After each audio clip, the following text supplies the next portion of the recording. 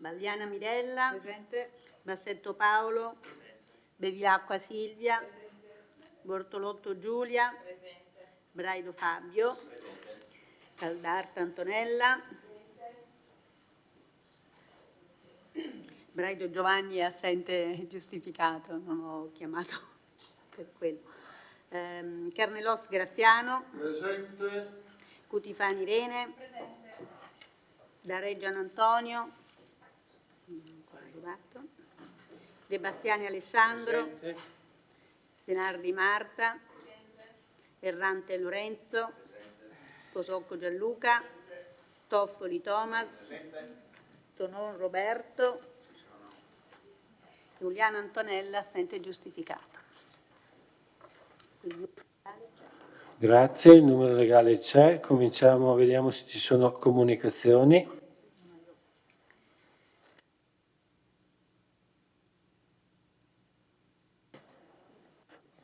Prego, Assessore Ceccarini. Grazie Presidente, buonasera a tutte e a tutti.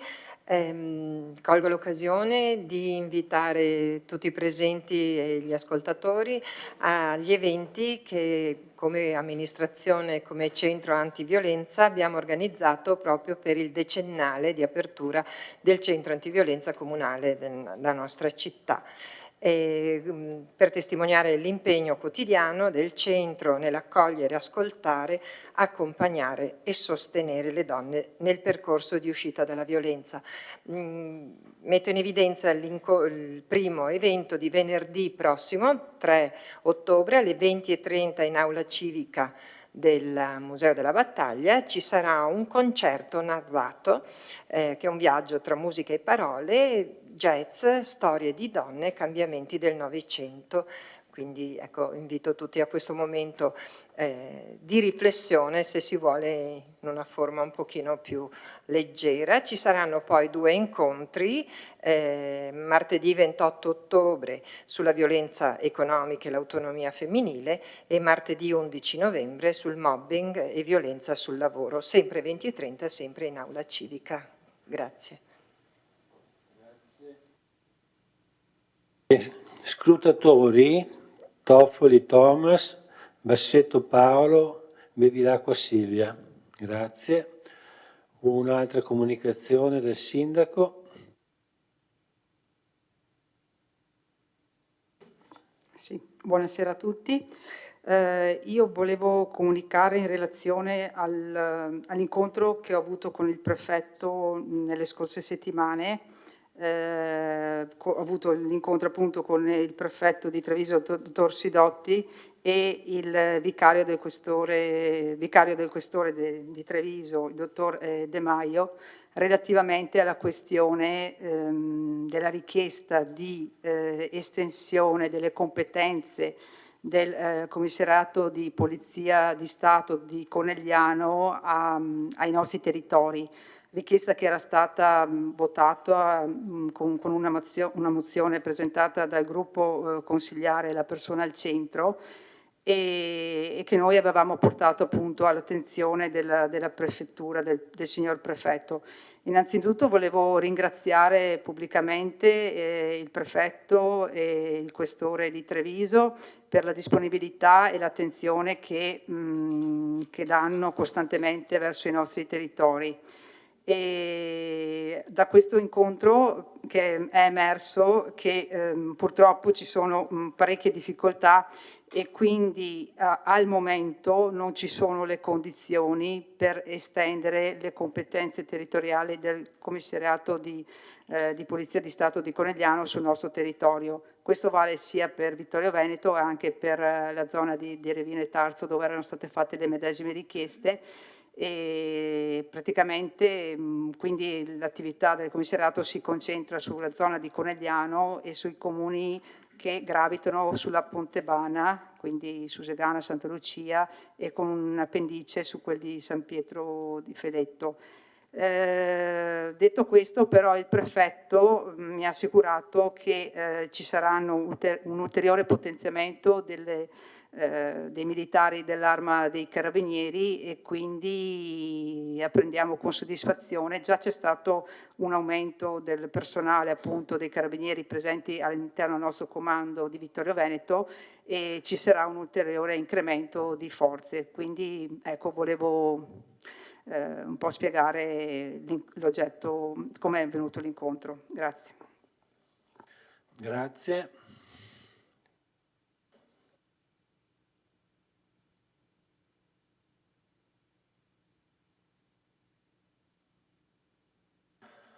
Allora adesso c'è un'interrogazione del consigliere Thomas Toffoli ad oggetto valorizzazione rotatorie della città di Vittorio Veneto e loro manutenzione periodiche. Prego consigliere.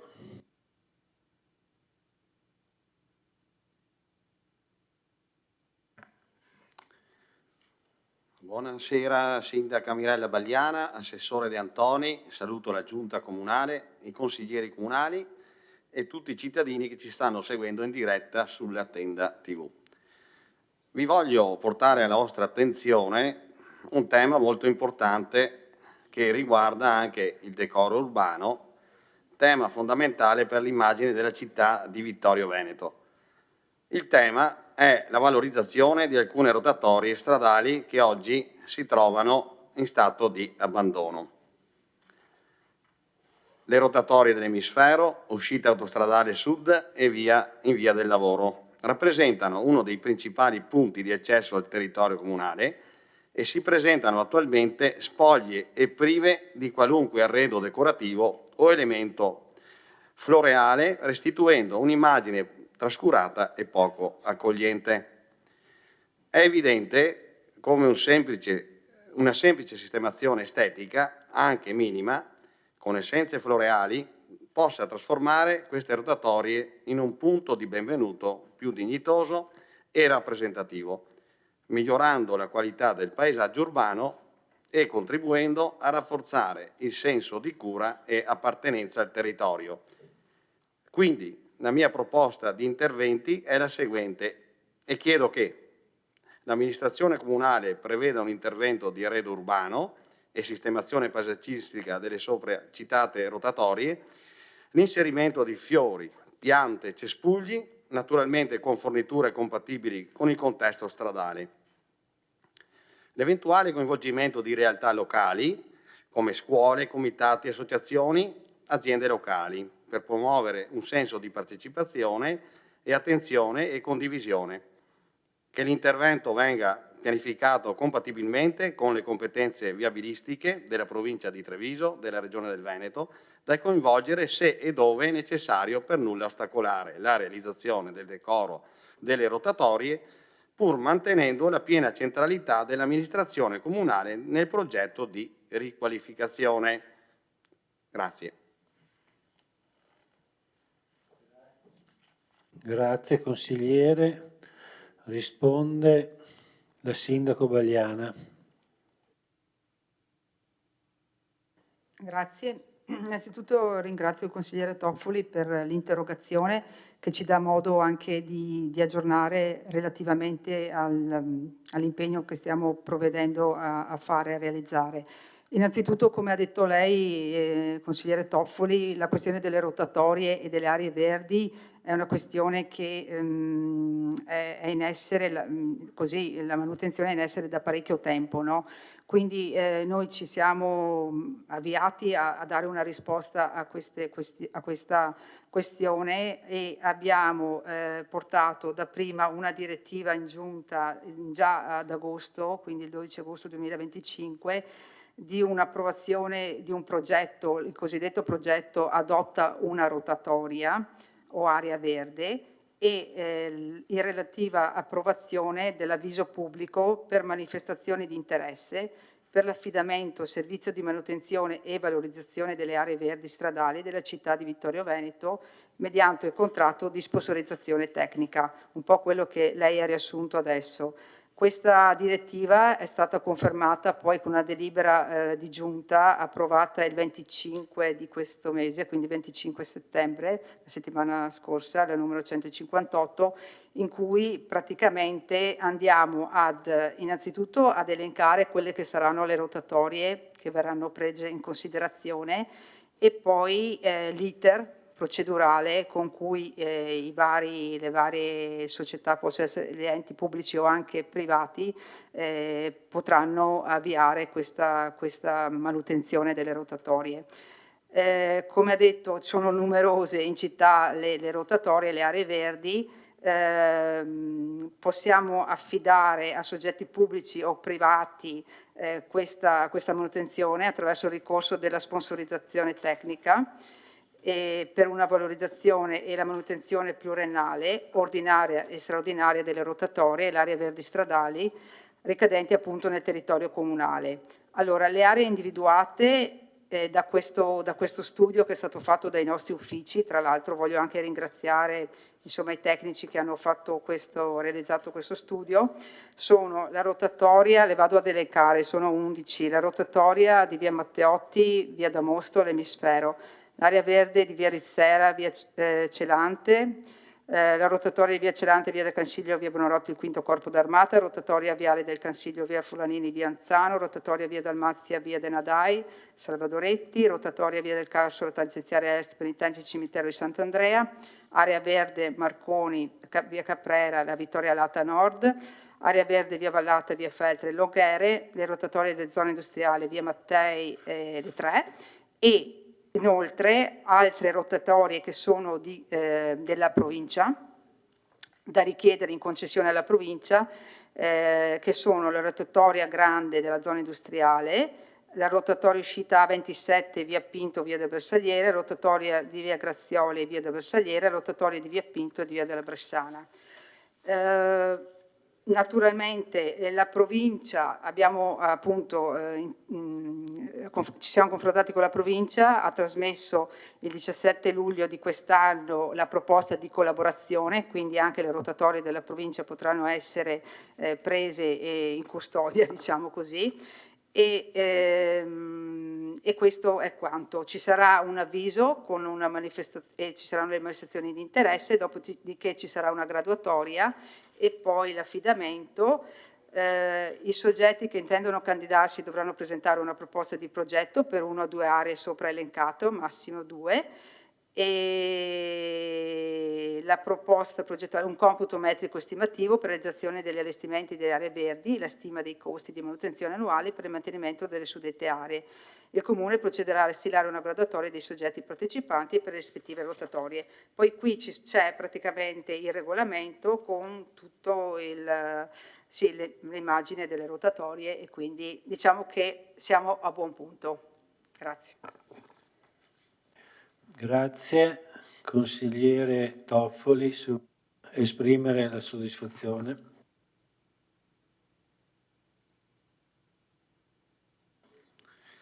Prendo atto e mi ritengo soddisfatto, ringrazio la sindaca. Grazie. Grazie. Prossimo punto all'ordine del giorno. Mozione presentata dal consigliere Posocco.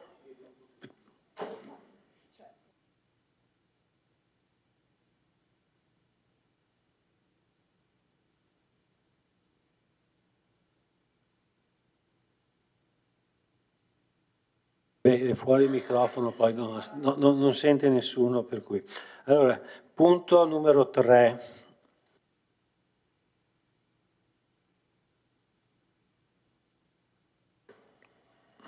Mozione presentata dal consigliere Posocco per conto del gruppo La Persona al Centro, ad oggetto atto di indirizzo per la rigenerazione e la rivitalizzazione del complesso Quadrilatero.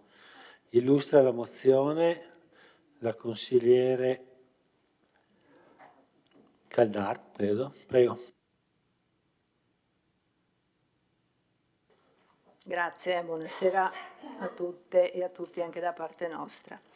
Dunque, noi presentiamo questa mozione che riguarda, come ha detto il Presidente, la possibile rigenerazione e rivitalizzazione del complesso quadrilatero a cui tutti credo teniamo. La premessa è questa, la vado a leggere: il complesso immobiliare denominato Quadrilatero costituisce un'area strategica per la vita economica, sociale e amministrativa della città di Vittorio Veneto, ospitando sia uffici comunali, spazi commerciali di primaria importanza per il centro cittadino. Negli ultimi anni si è assistito ad un progressivo spopolamento delle attività commerciali al piano terra, con conseguente degrado percepito dell'area, riduzione della fruibilità e perdita di attrattività, con effetti negativi sul tessuto urbano circostante. Il Comune è già proprietario di diversi locali all'interno del compendio, tra cui gli uffici al primo piano, al secondo e al terzo, e al piano terra, dove possiede l'Informa Giovani e gli spazi dell'ufficio collocamento. Considerato che la collocazione attuale dell'ufficio anagrafe al primo piano presenta criticità di accessibilità per persone con ridotta capacità motoria e spazi di attesa non idonei, considerato che una ricollocazione dell'ufficio anagrafe e di altri sportelli ad alta fruizione al piano terra potrebbero garantire maggiore accessibilità e inclusività, miglior comfort per l'utenza e incremento della presenza e della vitalità dell'area, considerato che la rigenerazione del piano terra attraverso il riuso mirato degli spazi sfitti può essere accompagnata da un programma di incentivi e agevolazioni per nuove attività commerciali e artigianali, oltre a spazi dedicati al co-working e alla cultura, così da diversificare l'offerta e attrarre flussi di cittadini. Ritenuto opportuno avviare un percorso di valorizzazione del quadrilatero che non si limiti all'acquisto di spazi, ma preveda una strategia integrata di rigenerazione urbana con un mix di funzioni pubbliche, private e associative. Ritenuto opportuno, peraltro, prevedere un tavolo di confronto con operatori economici, associazioni di categoria, realtà del terzo settore e cittadini per coprogettare il futuro dell'area. Ritenuto anche opportuno attivare canali di finanziamento anche europei e regionali legati alla rigenerazione urbana e rivitalizzazione commerciale dei centri cittadini. Chiediamo che il Consiglio Comunale impegni l'amministrazione comunale ad elaborare entro 90 giorni un piano di rigenerazione del quadrilatero che preveda mappatura degli spazi sfitti e definizioni delle potenzialità di riuso, valutazione tecnico-economica di eventuali acquisizioni e o ristrutturazioni, proposta di ricollocazione al piano terra dell'ufficio anagrafe e di altri servizi ad alta fruizione, individuazione di incentivi per attività commerciali, artigianali, sociali e culturali. 2. Attivare immediatamente un tavolo di concertazione con soggetti pubblici, privati e associativi interessati. 3. Ricercare e candidare progetti a bandi di finanziamento regionali, nazionali ed europei dedicati alla rigenerazione urbana. 4. Presentare al Consiglio Comunale un cronoprogramma operativo entro la fine dell'anno in corso.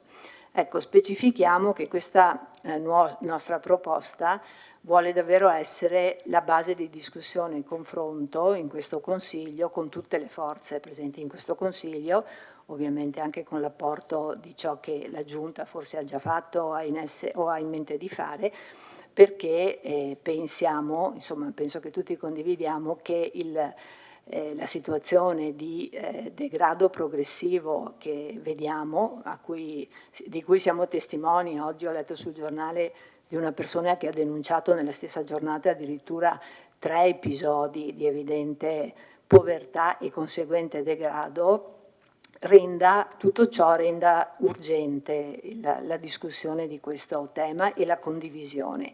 Quindi la nostra è una proposta di aprire una discussione su questo tema, sperando, siamo consapevoli di essere ovviamente in minoranza, quindi speriamo che questo sia l'inizio di una discussione che conduca al raggiungimento di una posizione condivisa che vada proprio nella direzione di individuare magari poche ma concrete azioni che possano dare inizio ad un processo di rigenerazione che duri nel tempo. Quindi qui non si tratta di mettersi la casacca di chi fa la proposta o di chi fa la controproposta, ma davvero vuole essere una prova della maturità di questo Consiglio, che penso che siamo assolutamente in grado tutti di dimostrare, di lavorare e progettare insieme. Grazie.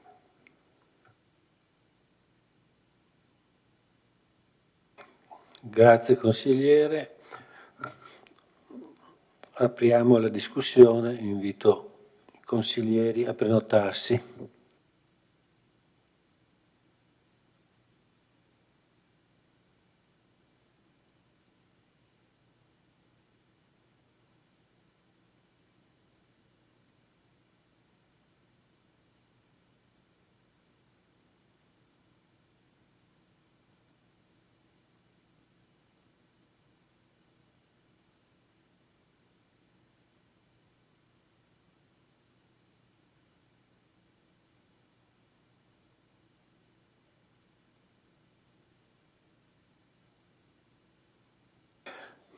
Chi rompe il ghiaccio, perché dopo sono sicuro che ci saranno, tutti quanti avranno un'opinione, può anche replicare qualcuno della minoranza se avete. Comunque vi invito a farsi avanti.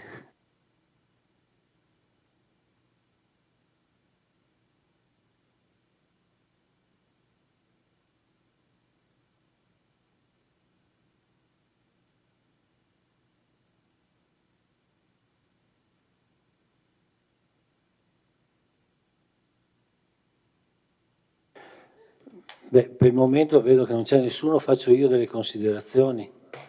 Sono anch'io consigliere. Allora, ho letto con interesse la proposta fatta dal gruppo La Persona al Centro.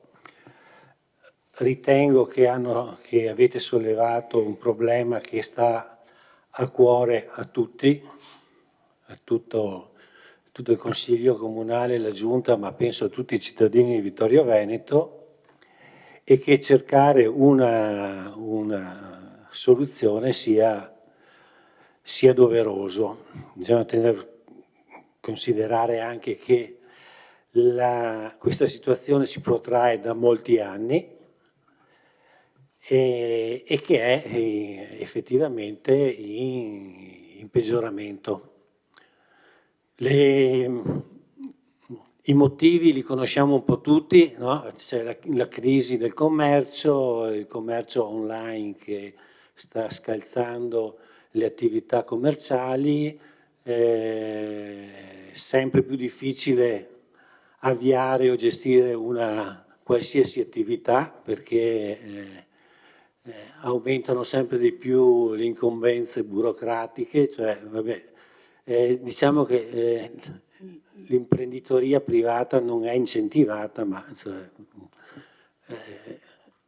a regole si sommano regole e regole, no? E quindi vabbè, i risultati li vediamo in tutte le città, Treviso, Conegliano, Vittorio. Mi sembra addirittura di aver letto che non so se a Conegliano, ho fatto una proposta di trasformare i negozi a Treviso, agevolare la trasformazione dei negozi in punti di mini appartamenti per turisti, mini alloggi per turisti. Vabbè, il mondo cambia e ovviamente cambia tutto e bisogna adeguarsi. Il problema del quadrilatero è che il degrado è proprio in centro alla città, cioè, quindi è più evidente e ci mette maggiormente in sofferenza. Detto questo, io personalmente la proposta di occupare degli spazi con l'anagrafe non la condivido perché per una serie di motivi. Prima di tutto perché uffici pubblici non svolgono il ruolo che svolge un negozio, cioè, noi sappiamo che l'ufficio pubblico è aperto fino alle 2 del pomeriggio, è chiuso il sabato e la domenica, non ha delle vetrine che attirano il consumatore, anzi ho sempre ritenuto che la trasformazione della farmacia, della vecchia farmacia comunale e dell'ufficio turistico non abbia giovato al complesso del quadrilatero, in quanto hanno così paralizzato un settore del quadrilatero. Io avrei lasciato comunque delle attività commerciali con dei negozi. Noi sappiamo che i negozi, anche se sono chiusi la domenica, no? Però hanno una vetrina illuminata, attirano la curiosità, invitano al passeggio, alla frequentazione, che poi è uno dei motivi per cui senza frequentazione aumenta il degrado e aumentano anche le situazioni di pericolo. Per cui sì, secondo me questa proposta, oltre a mio avviso, va ridiscussa, riconsiderata, e io auspico che si possa trovare assieme una formula, una proposta da presentare. Noi sappiamo che non possiamo fare gli emendamenti, non possono essere fatti dalla maggioranza, possono essere fatti solo da chi li presenta, quindi in questa seduta io non vedo la possibilità di aggiustare la delibera in modo che possa essere approvata da tutti o almeno dalla maggioranza di consiglieri comunali. Per il momento mi fermo qua e aspetto anche i vostri contributi. Grazie.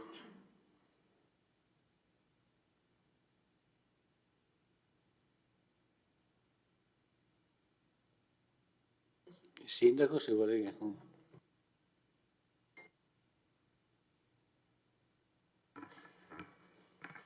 Grazie Presidente, grazie del suo intervento. Faccio uno io, visto che la maggioranza sembra non voglia intervenire, ma lo farà senz'altro, perché è un tema importante, è un tema che riguarda tutta la nostra città, non è un tema nuovo. Qualcuno leggevo, vi svegliate adesso che siete all'opposizione. No, sbagliatissimo, è un tema dibattuto. Ne abbiamo discusso tanto, mi ricordo col collega Tononi in Consiglio Comunale, con il Sindaco, con l'attuale Presidente del Consiglio Comunale, perché comunque vediamo tutti i giorni la situazione generale del quadrilatero, una situazione complessa, i negozi chiudono per 1000 motivi.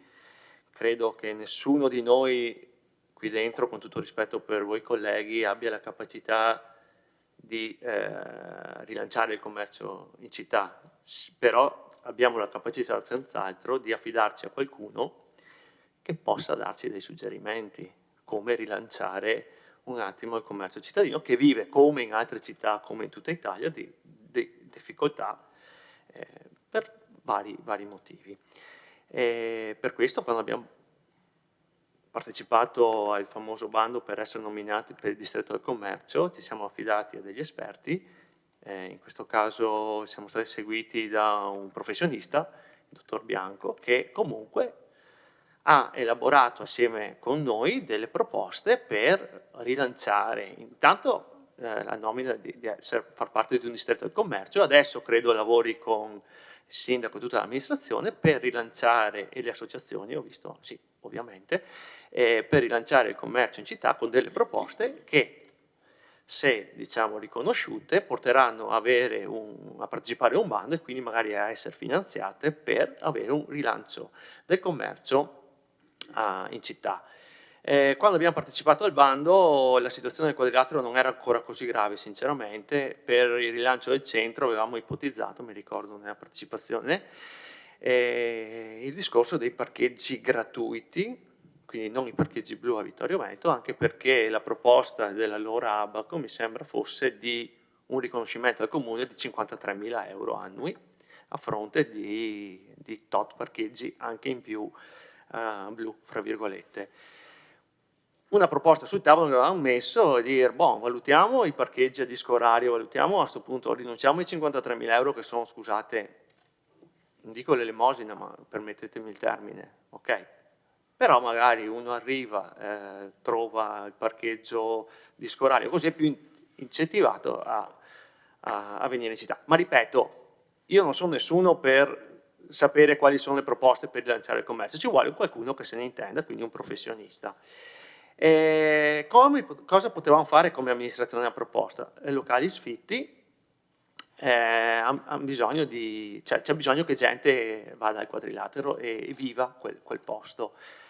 E quindi la proposta che c'era venuta in mente era trasferire i locali dell'anagrafe al piano terra, vedi anche il discorso dell'accessibilità all'anagrafe, venivamo anche dal periodo del Covid in cui abbiamo vissuto dei giorni, dei mesi, degli anni drammatici con la gente seduta sugli scalini perché non poteva entrare all'ufficio, quindi brutte situazioni.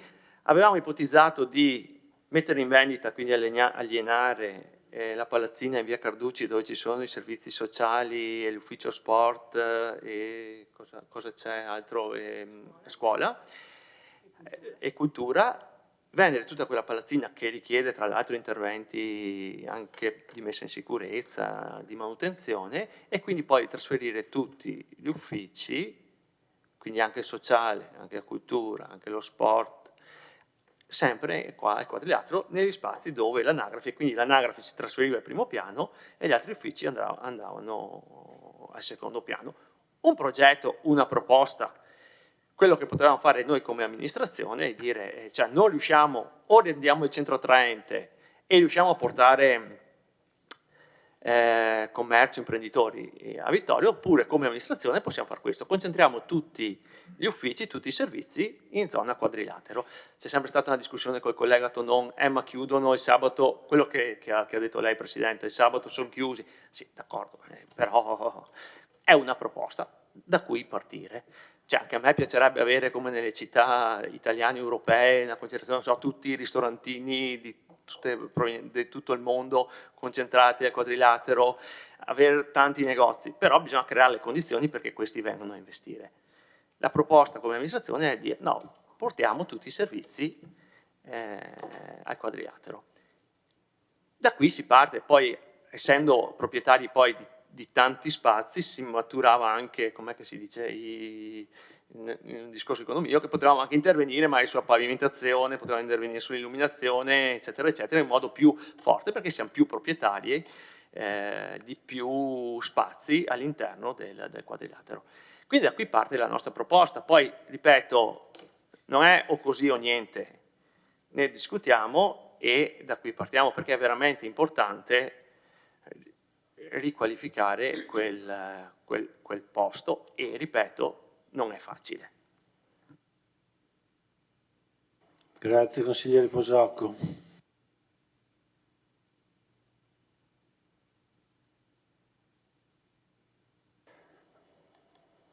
Sindaco.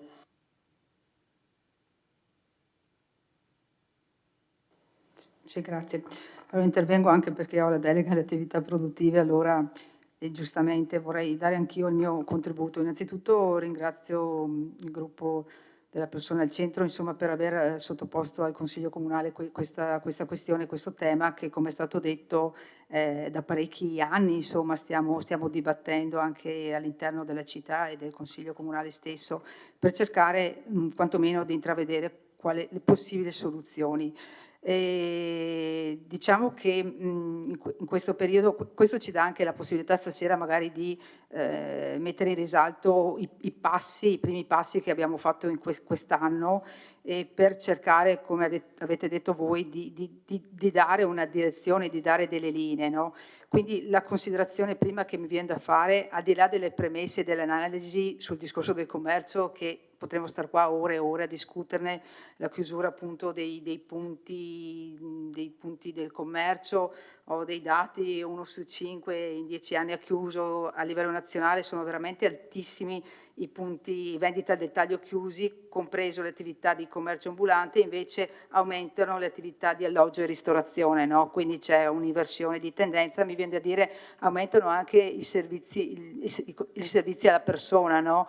Esatto, la scorsa settimana ho inaugurato 2 centri estetici, tra virgolette, di estetica, quindi voglio dire tutto quello che riguarda la persona c'è un'attenzione, quindi aumentano queste strutture. E, fatta la premessa sull'analisi, ripeto che sarebbe molto molto ampia, volevo sottolineare l'aspetto che un po' avete detto anche voi, quello che come amministrazione in generale dovremmo avere un approccio sistemico a questa tematica, cioè non può essere una soluzione exploit, voglio dire, o a spot che possa sistemare quello che è innanzitutto il quadrilatero in sé come centro città, ma anche altre zone della città, no? Mi viene in mente anche Ceneda, quindi altre zone dove purtroppo attività commerciali si sono chiuse e difficilmente verranno riattivate. Quindi per far questo, per provare ad diciamo, a vedere anche un approccio un po' globale per quanto riguarda la città e collegandoci anche alla questione che avete citato voi sulla rigenerazione urbana, abbiamo appunto preso per mano quello che avevate iniziato, cioè il discorso del distretto urbano del commercio, che voglio dire tutte le città, le grosse città hanno intrapreso, e quindi ci siamo praticamente attivati per riprendere il cammino, dove naturalmente era stato interrotto appunto nella precedente amministrazione, e quindi l'idea appunto è di portare avanti questa struttura, questo distretto che è stato riconosciuto appunto dalla Regione Veneto nel 2024. E per spiegare un po' cos'è il distretto urbano del commercio, è un'infrastruttura strategica di governance territoriale e di sviluppo economico che per la sua natura presuppone l'integrazione di strumenti operativi che impattino sulle politiche urbane, lo sviluppo delle attività commerciali e della valorizzazione turistico-culturale. Quindi la sua funzione principale è di rigenerazione urbana e interventi con successo sulla competitività del sistema città. Io ho portato anche degli esempi dove praticamente, avendo istituito il distretto urbano del commercio, dà la possibilità di partecipare ai bandi regionali, okay, come è stato fatto nel passato. C'erano praticamente 2 finestre, la prima era fino al 2023, mi sembra, però noi non eravamo ancora costituiti come distretto del commercio, e la seconda finestra la stiamo aspettando ormai dopo le elezioni regionali, perché purtroppo adesso appunto siamo in scadenza di mandato della consigliatura regionale, quindi molto probabilmente una volta riformulato il Consiglio regionale e la Giunta si andrà verso un secondo bando, e questi bandi regionali danno proprio la possibilità, attraverso una compartecipazione pubblico-privato, attraverso contributo regionale, però un investimento anche privato, di poter recuperare o rigenerare qualche situazione. E, insomma, ci sono dei buoni esempi fatti in città come Treviso e città come Oderzo che sicuramente potranno essere sviluppati anche a Vittorio Veneto e nel quadrilatero stesso. Detto questo, volevo solo anche ricordare la questione, il brand che avevate scelto, che era Viver Bene Vittorio, che mi sembra anche un brand che mi trovo d'accordissimo, nel senso che dobbiamo, io dico, essere fieri di vivere a Vittorio, che a Vittorio si vive bene, quindi il Viver Bene a Vittorio mi sembra che sia azzeccato, e questo fa sì, questo brand dovrebbe essere un po' il leitmotiv di tutto quello che è la rigenerazione, no? Sotto l'aspetto del commercio legato al turismo, alla cultura e quant'altro. Detto questo, volevo solo anche evidenziare i passi che stiamo facendo, e il consigliere Posocco citava prima appunto il professionista con cui ha interagito fino all'anno scorso, che noi abbiamo ripreso con lui il percorso.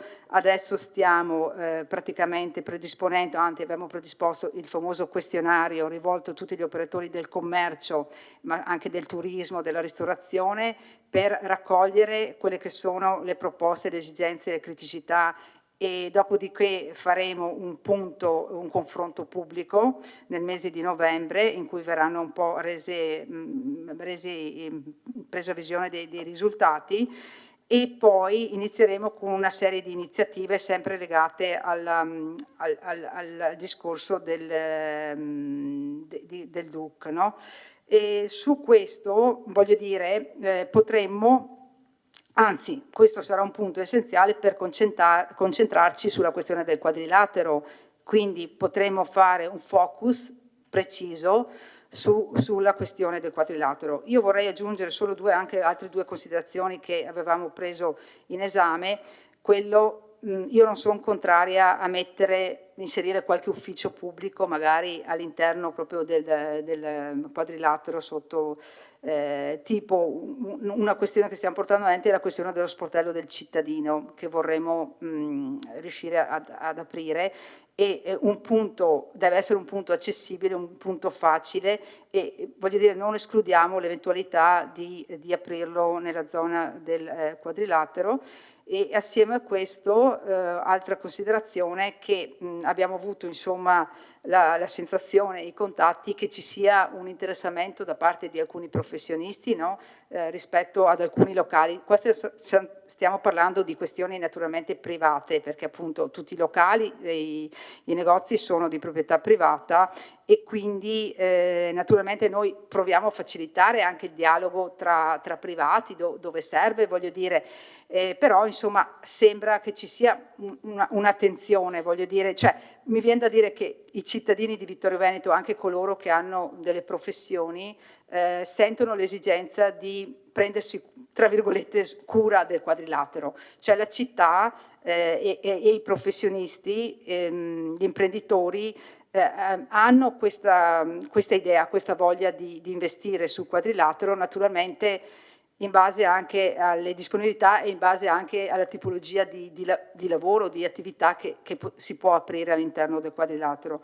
Quindi potremmo, dico, magari condividere il percorso, naturalmente, ecco, step by step, naturalmente, perché naturalmente sono percorsi abbastanza lunghi, non si fa tutto velocemente, però io penso che anche all'interno di una commissione volentieri possiamo anche, sì, ripeto, condividere il percorso che stiamo portando avanti. Grazie. Grazie. La parola al consigliere Cutifani.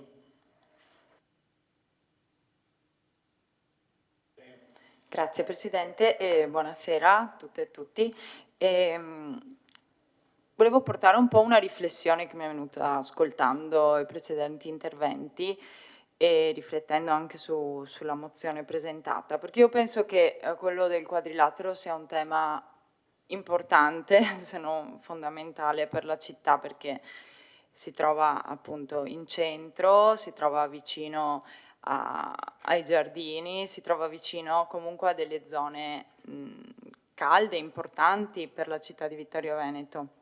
E pensando proprio al luogo, allo spazio del quadrilatero, mi è venuto in mente che pensiamo sempre al quadrilatero come un luogo di spazi chiusi, no? Parliamo delle vetrine dei locali al suo interno.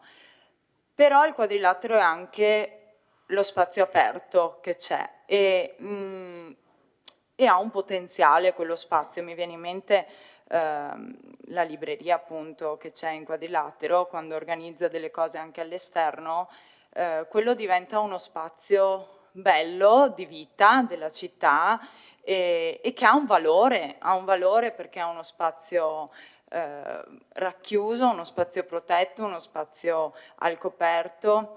E in quadrilatero poi, se si passa durante il giorno, la sera, passano delle persone, è vissuto. E anche questa è un'altra riflessione sul fatto che ci sono delle persone che lo vivono e che probabilmente anche hanno piacere a stare lì se ci stanno. E quindi magari anche l'idea di coinvolgerle, di pensare a come vedono loro questo spazio della città, perché se ne possano anche possano sentirsi parte della progettazione e non solo, no, fruitori di qualcosa, perché sì, è vero che è importante che quegli spazi vuoti vengano affidati a qualcuno e non rimangano solo degli spazi vuoti. Però poi è anche importante che la città senta quello spazio come suo e non uno spazio in cui ci sono delle attività semplicemente calate dall'alto a cui poi io mi rivolgo. Quindi era solo un po' questa riflessione che voi chiedevate, no? Per condividere idee, perché è uno spazio comunque vissuto e se insieme lo pensiamo, insieme intendo proprio come cittadini che vivono uno spazio, magari anche si riescono a trovare delle soluzioni creative, innovative per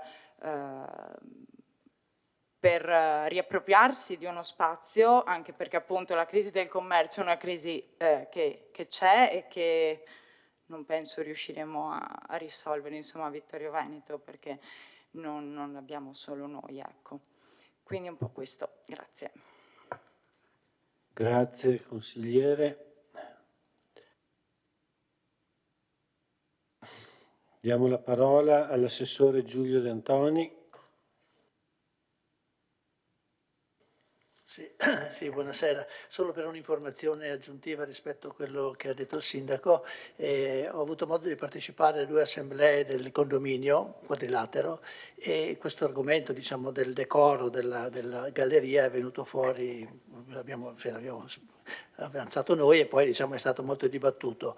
C'è una situazione un po' particolare legata ai regolamenti di condominio, per cui in sostanza i lavori che devono essere fatti nella galleria sono regolamentati da un regolamento specifico fatto forse, non so, 40 anni fa, 50 anni fa, non so quando è stato fatto il condominio, il Quadrilatero, che prevede, insomma, che diciamo, le spese per l'abbellimento e il miglioramento della galleria debbano essere a carico solo dei negozianti. Ma siccome i negozianti poi all'assemblea erano presenti in pochi, tutti gli inquilini, che sono quasi 100, i condomini, tutti hanno dichiarato, una buona parte ha dichiarato la disponibilità a intervenire per migliorare il decoro della galleria, inteso sia come illuminazione, ma anche, riprendendo un po' il discorso anche della consigliera Cutifani, anche come elemento in cui vivere, insomma, penso anche alle grandi città dove ci sono anche dei bar o dei dehors, diciamo, rispetto a quelli che sono invece tutti i bar sono tutti portati sulla strada, ma anche all'interno qualche cosa. Se l'interno è tenuto bene, è pulito, è illuminato, allora ci può anche essere la possibilità di viverlo con anche attività. Su questo con l'Assemblea di Condominio stiamo lavorando, stiamo cercando di recuperare il regolamento iniziale del condominio quando sono stati realizzati i lavori, e da lì c'è un ulteriore, diciamo, apporto positivo lo possiamo dare anche come condominio, perché la disponibilità di gran parte dei residenti c'è tutta, anche a farsi carico di una piccola spesa che, se è ripartita tra 15 è una cosa, se è ripartita tra 90 non tutti sono obbligati ad aderire, però potrebbe dare, diciamo, un'ulteriore possibilità di utilizzo di quello spazio. Grazie.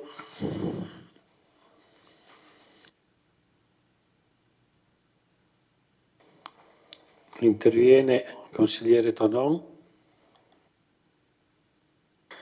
Grazie, buonasera. Le parole dell'assessore De Antoni mi hanno fatto venire in mente un racconto che in realtà non c'entra nulla, ma che si intitola Un posto pulito illuminato bene, è di Hemingway. Perché mi è venuto in mente? Perché è stato detto anche da chi mi ha preceduto, credo che la prima citazione l'avesse fatta il Presidente del Consiglio Comunale, se il posto è pulito è più difficile sporcare. Se uno trova cartacce per terra, vabbè, una in più, una in meno, non cambia nulla. E l'hanno sperimentato, credo, tutti gli amministratori. Assieme a questo, credo sia molto rilevante la questione della sicurezza. Come ha sottolineato la collega Caldart all'inizio, se un posto è pulito, illuminato bene e sicuro, è più piacevole e ovviamente più sicuro per tutto andarci. Se e quando ci sono quelle giornate in cui il centro viene, la percorrenza delle macchine non è possibile perché c'è qualche manifestazione, ci sono più bambini, ci sono più ragazzi, ci sono più famiglie che possono girare tranquillamente. Ora, è vero che il centro non è Serravalle e non si può proporre come io proporrei a Serravalle per alcuni giorni almeno festivi la chiusura totale l'inibizione proprio all'attraversamento delle auto. A Vittorio, in centro, ovviamente non si può fare se non parzialmente come già si fa qualche volta, però la sicurezza, la pulizia e il decoro, come ha detto l'assessore De Antoni, del posto è sicuramente rilevante. Saggiamente il collega Posocca ha detto non saremmo certamente noi a risolvere il problema del commercio, e questo è vero. Possiamo mettere la nostra piccola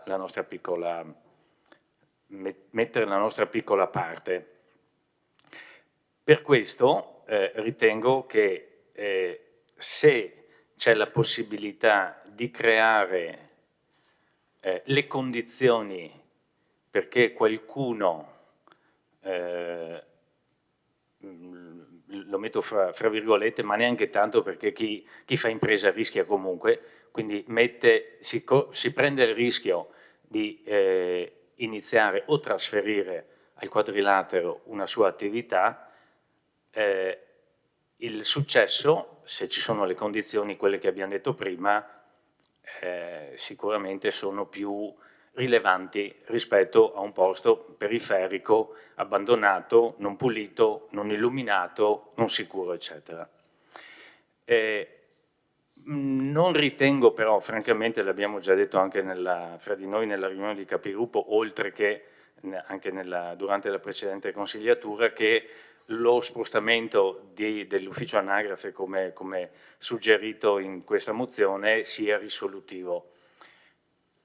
Piuttosto, a parte lo sportello del cittadino, come ha suggerito e proposto di fatto il sindaco Bagliana, forse, se fosse possibile, l'ufficio IAT, cioè o altri uffici che possono avere un'apertura non solo e non tanto durante i giorni feriali, quanto più durante i giorni festivi, sabato, domenica, possibilmente, se fosse possibile, anche magari pomeriggio, tardo pomeriggio, cioè in quei momenti in cui è bene che ci sia una presenza, perché la presenza di più persone comunque costituisce un fattore di sicurezza per tutti. Sto pensando, per analogia, per esempio, anche alla Corte delle Rose a Conegliano. Non ha una sorte diversa dal Quadrilatero, anzi, per certi versi forse peggiore. In questo caso non vale ovviamente l'adagio, ma il comune mezzo gaudio, anzi, sarebbe bene che sia dall'una parte che dall'altra ci fosse più sicurezza e più fruibilità e fruizione da parte dei cittadini e non cittadini.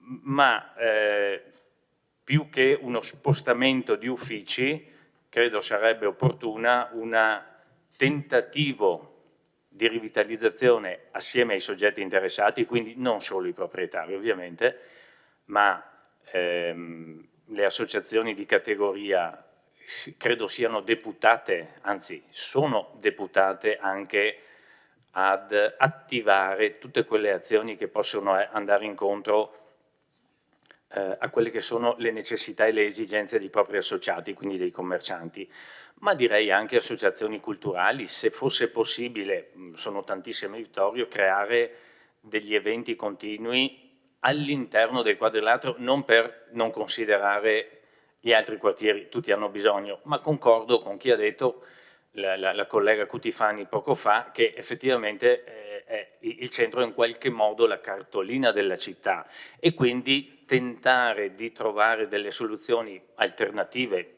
o anche tradizionali, se possono essere di aiuto, potrebbe far bene. Non lo so, non sono pregiudizialmente contrario, ma non ho visto in nessun posto in cui i parcheggi sono gratis cambiare o aumentare francamente il... Però si può provare, ripeto, non sono pregiudizialmente a favore dell'uno o dell'altro.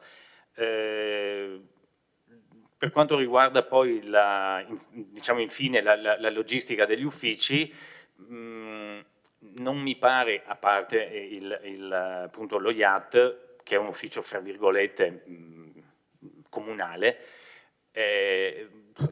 non mi pare che l'amministrazione in quanto ente abbia degli uffici che possano essere particolarmente adatti, ecco, diciamo così, ad essere posizionati al piano terra del quadrilatero.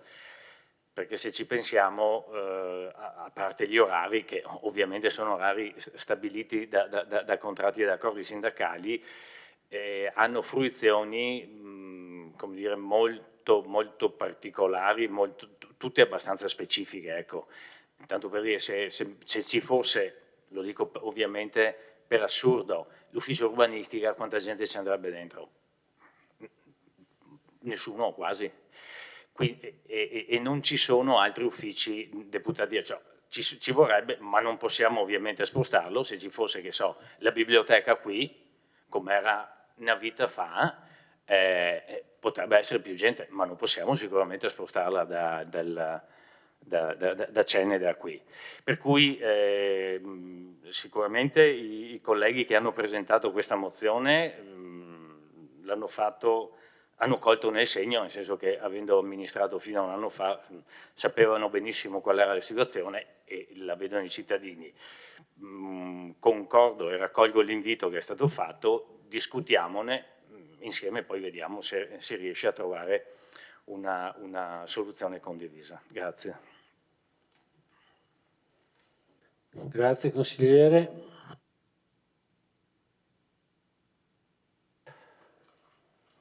Intervento del consigliere Carnelos, prego. Dunque, il tema sollevato, anzitutto buonasera a tutti, anche a coloro che ci sentono da casa. Il problema sollevato dalla lista La persona al centro è sicuramente un tema stimolante e attuale ed interessante. Anche perché apre un vaso di Pandora, che è quello del commercio. E sappiamo tutti come sia un tema che interpella tutte le realtà territoriali di questo nostro paese. Non è Vittorio o Conegliano o Treviso. È proprio un mondo che sta cambiando. Non lo so se si tornerà al commercio che fu. Per ora io credo di no, anche perché è cambiato l'humus culturale di chi utilizza i negozi o non li utilizza affatto. Guardate, anche da un punto di vista generazionale, ho letto che le giovani generazioni non vanno nei negozi. E siccome noi ce ne andremo e arriveranno le nuove generazioni, è difficile che cambino quando avranno i capelli bianchi. Ciascuno di noi è frutto della cultura che ha avuto da ragazzo e da giovane e se la tiene. E allora è un punto su cui davvero dovremmo discutere, perché quel tipo di commercio non tornerà più, o almeno a breve termine. Anche perché talvolta siamo anche ipocriti. Diciamo che il problema c'è, diciamo che bisogna fare qualcosa, ma se andiamo in centri commerciali poi ci incontriamo tutti là. C'è un problema. Seconda questione, il come. Certo qualcosa bisognerà fare. Per esempio, secondo me mi stuzzica l'idea della occupazione dello spazio pubblico all'aperto. Qualche volta è stato fatto. Io ho partecipato, soprattutto quando ci sono state delle commemorazioni, poi si finiva col coro o dei cori che cantavano o suonavano al coperto. E effettivamente sono iniziative che riempiono quello spazio. E lì probabilmente ci si può pensare. Nella mozione si parla dell'anagrafe. Anch'io, e lo dico apertis verbis, credo che non sia una soluzione, anche perché gli spazi che ci sono giù sono angusti, c'è un problema di privacy, c'è un problema di toilette e effettivamente credo che non sia la collocazione giusta. E poi c'è un altro aspetto, questo fa parte, a dire la verità, del mio bagaglio culturale attuale, che mi induce a pensare che purtroppo in Italia c'è troppo patrimonio pubblico e si dice che è la mano morta, che è là e che si spera che qualcuno la compri. Davvero mi sembra, come si può dire, non congruo pensare di comprare ancora immobili. Questo è un dato, ma ripeto, è una mia convinzione economica, che peraltro, a dire la verità, trova dei supporti a livello nazionale.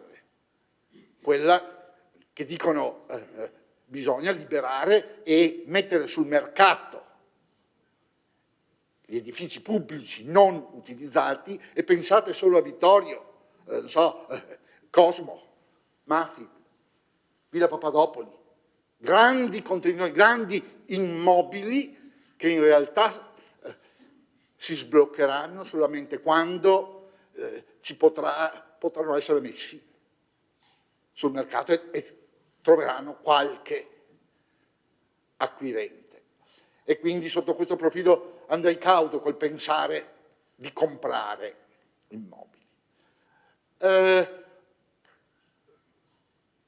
Troppo ottimista l'assessore De Antoni. Pensare a una riqualificazione o una incentivazione pensando di mettere d'accordo un condominio, non so, sarà anche per ragioni professionali, prima di mettere d'accordo un condominio, ce ne vuole, non so, per carità, magari qui sarò smentito. Al collega Tonon è venuto in mente un'opera di Hemingway, parlando del condominio e di pensare che possa essere un condominio a risolvere il problema. Non mi ricordo l'autore, a me viene in mente Tutta la vita aspettando Godot, e quindi anche il quadrilatero aspetterà come Godot, se è quella la soluzione. Mi pare invece perseguibile il mettere assieme le varie forze per verificare insieme come poterlo risolvere. Ed è chiaro che sotto questo profilo le prime parti sociali da sentire e da coinvolgere sono proprio Confcommercio, le associazioni dei commercianti, per sentire anche loro cosa dicono, che probabilmente degli studi li hanno fatti anche loro, e quindi dico non vale la pena spendere ulteriori soldi per fare studi, anche perché poi gli studi rimangono, quelli soprattutto pubblici, rimangono nel cassetto e rimangono per lavarsi la coscienza. Ultima cosa, ma credo sia evidente, non è un problema facile. E la cartina del tornasole che non sia un problema facile è il fatto che in passato non si sia riusciti a risolvere. Sono fatti studi benissimo, ma anzi, non solo non si sono risolti, ma ha trovato, come si può dire, contrapposizioni anche all'interno di quella che era l'amministrazione passata, per capire la difficoltà e la poliedricità della problematica. In ogni caso, credo sia opportuno appunto una pausa di riflessione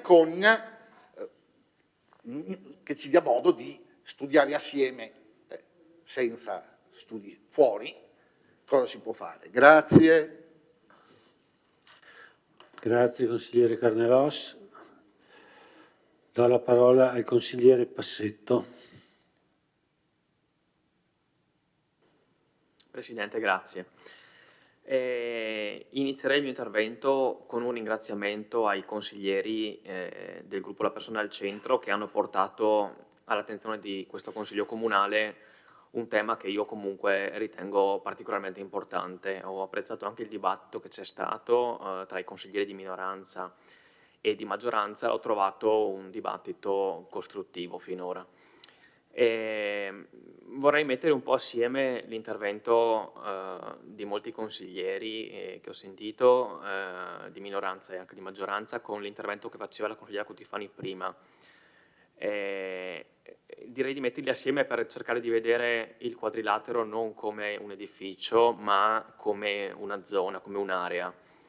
E quindi con riferimento ai locali, ma con riferimento anche all'esterno. E su questo mi ricollegherei anche, se posso permettermi, a quella mozione che ho presentato qualche mese fa a nome della maggioranza relativa all'intitolazione dei giardini pubblici alla memoria di Falcone e Borsellino. Credo di aver detto in quell'occasione, ma comunque c'è sicuramente all'interno della mozione la valorizzazione anche dei giardini pubblici e in questa sede quindi mi permetterei di estendere la considerazione relativa al quadrilatero anche ai giardini pubblici, vedendo quindi l'area centrale all'interno di questo ragionamento. Concordo con molti consiglieri che hanno detto che l'ordine, la pulizia, il decoro facciano la loro parte. Io su questo ne sono assolutamente convinto, quindi faccio mie le parole di questi consiglieri e le rimarco. E anche l'illuminazione pubblica, altro aspetto che secondo me è essenziale, come è essenziale nell'area centrale, ma è importante anche in altre aree. Recentemente abbiamo visto la sistemazione dei vialetti, quelli lungo il Meschio in zona Serravalle. Credo che quello sia un intervento sicuramente apprezzabile e credo che si potrebbe proseguire anche, se possibile, nell'area più a sud della città, e per stare in tema di illuminazione. Rispetto alla valutazione di portare i servizi nei locali del quadrilatero, sì, è una discussione che è aperta questa sera. Se di servizi si deve parlare, però su questo io direi devono essere servizi ad alta fruibilità, come diceva il consigliere Tonon prima, difficile pensare all'ufficio urbanistica, ecco, perché ci sarebbe comunque, sono poche le persone che lo frequentano, come diceva il consigliere. Considerato che è un tema comunque importante, un tema a mio avviso essenziale in questo momento, sia per l'aspetto del commercio che per l'aspetto della sicurezza che citava il consigliere prima, il consigliere Tonon, l'aspetto del decoro, mi verrebbe da accogliere un pochino le parole del consigliere Posocco che aveva detto prima. Non è o così o niente. Ci ho letto una sorta di apertura alla possibilità di dialogare su un eventuale testo. Ovviamente adesso non credo sia possibile mettersi a emendare un'intera mozione che avete presentato tenendo conto dei vari interventi che sono stati fatti, però anche da parte mia verrebbe un invito a poterne discutere assieme e cercare su un tema come questo di davvero giungere a una soluzione che possa essere il più possibile condivisa dalle forze politiche di maggioranza e di minoranza. Grazie. Grazie consigliere Bassetto. Ridò la parola, una replica al consigliere Posocco.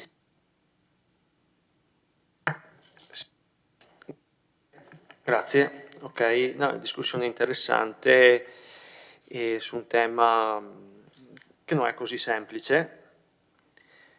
Ricordo che siamo arrivati in Consiglio Comunale, come ricordava il collega Carnelos, con la proposta di acquisizione di spazi per avere destinati a dei servizi pubblici dopo una serie di considerazioni. No, non è semplice, come diceva il collega Carnelos, mettere d'accordo tutti i condomini, non è semplice intervenire nella riqualificazione, diciamo, del piano terra dove ci sono i negozi, con l'illuminazione, con la pavimentazione, quindi anche quella di essere proprietari di più negozi, avevamo più millesimi in cui poi come amministrazione si poteva anche intervenire direttamente senza aspettare gli altri su tutto il resto. Quindi quadrilateri, una visione, anche il collega Cutifani l'ha detto, non di quegli spazi ma anche degli spazi aperti, gli spazi del centro, gli spazi dei giardini. Avevamo aperto, lo dico, la discussione quanto sarebbe bello avere giardino e Piazza del Popolo unicum senza la strada, quindi con la strada che va in via Trento e Trieste arriva giù e poi sì, apriti cielo e discussioni però la visione, se noi diamo la visione del centro, sarebbe bello dentro dei locali adesso che vanno, non commercio ma ristorantini, piccoli bar all'aperto ma allo stesso tempo al coperto con eventi di tutti i tipi, da culturali alla musica, cioè avere un'idea, però tutto capite che stiamo qui a parlare poi concretamente è difficile e quindi la decisione di arrivare con una proposta di acquisto per, abbiamo detto, l'anagrafe, non acquistando solo collega Carnelos ma vendendo i nostri immobili in via Carducci, fa la differenza, ecco perché, ecco. Poi 4 miei consiglieri della Lega hanno votato contro la proposta, ricordiamolo, Consiglio Comunale quando è arrivata la proposta, 4 consiglieri della Lega hanno votato contro. Quindi è difficile anche alla loro maggioranza andare tutti d'accordo. Quindi adesso sentiamo anche i miei colleghi e poi discutiamone, che non vada persa perché ci sono tante idee e, ripeto, non è che o così o niente. Riprendo le parole del collega Bassetto, secondo me vediamo un attimo di sistemarla per poter fare qualcosa, che non siano sempre le parole, sindaco, tutto, però bisogna anche un po' così, dia lo stimolo di agire anche oltre ad avere solo le parole. Grazie.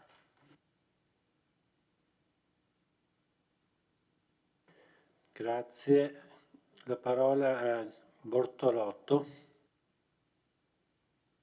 Buonasera, io volevo solamente legarmi agli ultimi 2 interventi che avete fatto, perché anche secondo me, vabbè, il tema è caldissimo, secondo me anche la difficoltà di rottura del ghiaccio iniziale è proprio che avete aperto tutta una serie di considerazioni anche e riflessioni in tutti noi, perché è un tema che va affrontato ma bisogna capire da che punto di vista. Ritengo anch'io fondamentale non buttare via questa proposta, però è difficile oggi sapere qual è la direzione. Ogni intervento ha aperto delle possibilità successive, avete parlato di spazi aperti, avete parlato di servizi, avete parlato di acquisto.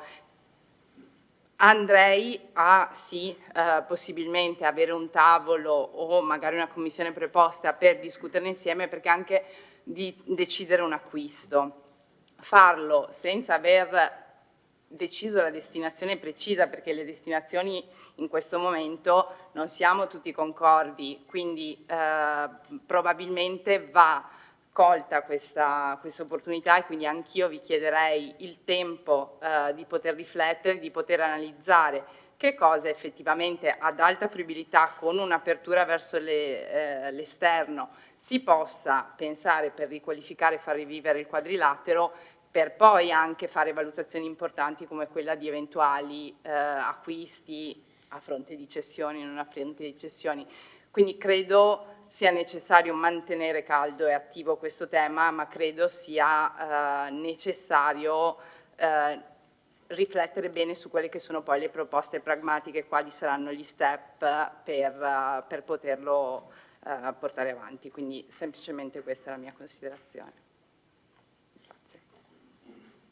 Grazie, consigliere Bortolotto. Do la parola al consigliere Fabio Braido. Buonasera a tutte e a tutti. Molto interessante la discussione questa sera. Sembra effettivamente che ci sia un consiglio dove c'è un dibattito, ci sono delle idee e stiamo discutendo di qualcosa che può anche diventare qualcosa di concreto. E a proposito di concretezza mi ero segnato alcuni punti specifici. Per quanto mi riguarda, io sono d'accordo sul fatto che alcuni sportelli pubblici possano essere aperti, però non altri, proprio per motivi pratico-logistici, orari di apertura, fruizione, utenza. Per cui il discorso dello IAT anche per me è bene. Il discorso dello sportello del cittadino, su cui la Giunta, in particolare il sindaco che prima citava, ci stanno lavorando, e questa è un'altra possibilità. Io sono poi a favore di interventi diciamo importanti, coraggiosi e magari anche con il rischio di sbagliare, però sicuramente l'unico modo per sbagliare è non fare, quindi lì siamo sicuri che sbagliamo, quindi meglio rischiare qualcosina e fare interventi importanti. Ad esempio a me è piaciuta l'idea, nel senso che l'avevo segnata nel mio punto di vista, che avevamo discusso anche in campagna elettorale, discutere ad esempio delle viabilità del centro. L'idea di unire Piazza del Popolo con i giardini non mi pare una cattiva idea personalmente, ovviamente va studiata, ha un impatto sulla viabilità, ha un impatto sulla fruizione degli spazi privati, sugli spazi commerciali del centro, però è qualcosa secondo me su cui ci si può confrontare. Sempre a proposito di interventi coraggiosi, magari la biblioteca no, quello sarebbe diciamo, per moltissime ragioni diciamo, una strada probabilmente da non seguire, però ad esempio le aule studio, questo porterebbe a una frequentazione di giovani, magari tenendo gli orari delle aule studio magari un pochino più a favore degli studenti che avrebbero piacere di usarlo addirittura insomma, in prossimità della cena, se non addirittura dopo cena. Questo porterebbe a una frequentazione, passatemi in termini di un certo tipo, di giovani e quindi diciamo, ci sono degli interventi che si possono fare e io invito l'amministrazione a fare scelte coraggiose. Grazie. Grazie consigliere. Consigliere Caldar, prego. Allora, innanzitutto ringrazio tutti i consiglieri che sono intervenuti perché, e anche la sindaca e l'assessore De Antoni, perché è stato interessante capire che tutti abbiamo a cuore il bene della città, partendo oggi da questo punto focale e vitale, direi, no? Per la nostra città e poi ovviamente di tanti altri temi e altri luoghi. E quindi è già un buon punto di partenza, condividere la finalità. Vorrei riportare un attimo la vostra attenzione su quello che è il punto, ancora una volta, focale di questa mozione. E perché dico questo? Perché questa sera abbiamo ascoltato anche diciamo, interventi pratici, no? Non so, però siamo andati secondo me troppo sono andati troppo nello specifico, cioè per carità consigliere Carnelos, Beckett, Waiting for Godot, certo nessuno vuole restare qua ad aspettare per secoli quello che mai poi succederà, però lo so che è un esempio, ma l'esempio dei cori, il problema dei bagni negli uffici, cioè mi sembra che siamo andati fuori strada, nel senso che, senza offesa naturalmente, ma nel senso che non era la finalità di questa serata andare a risolvere il problema.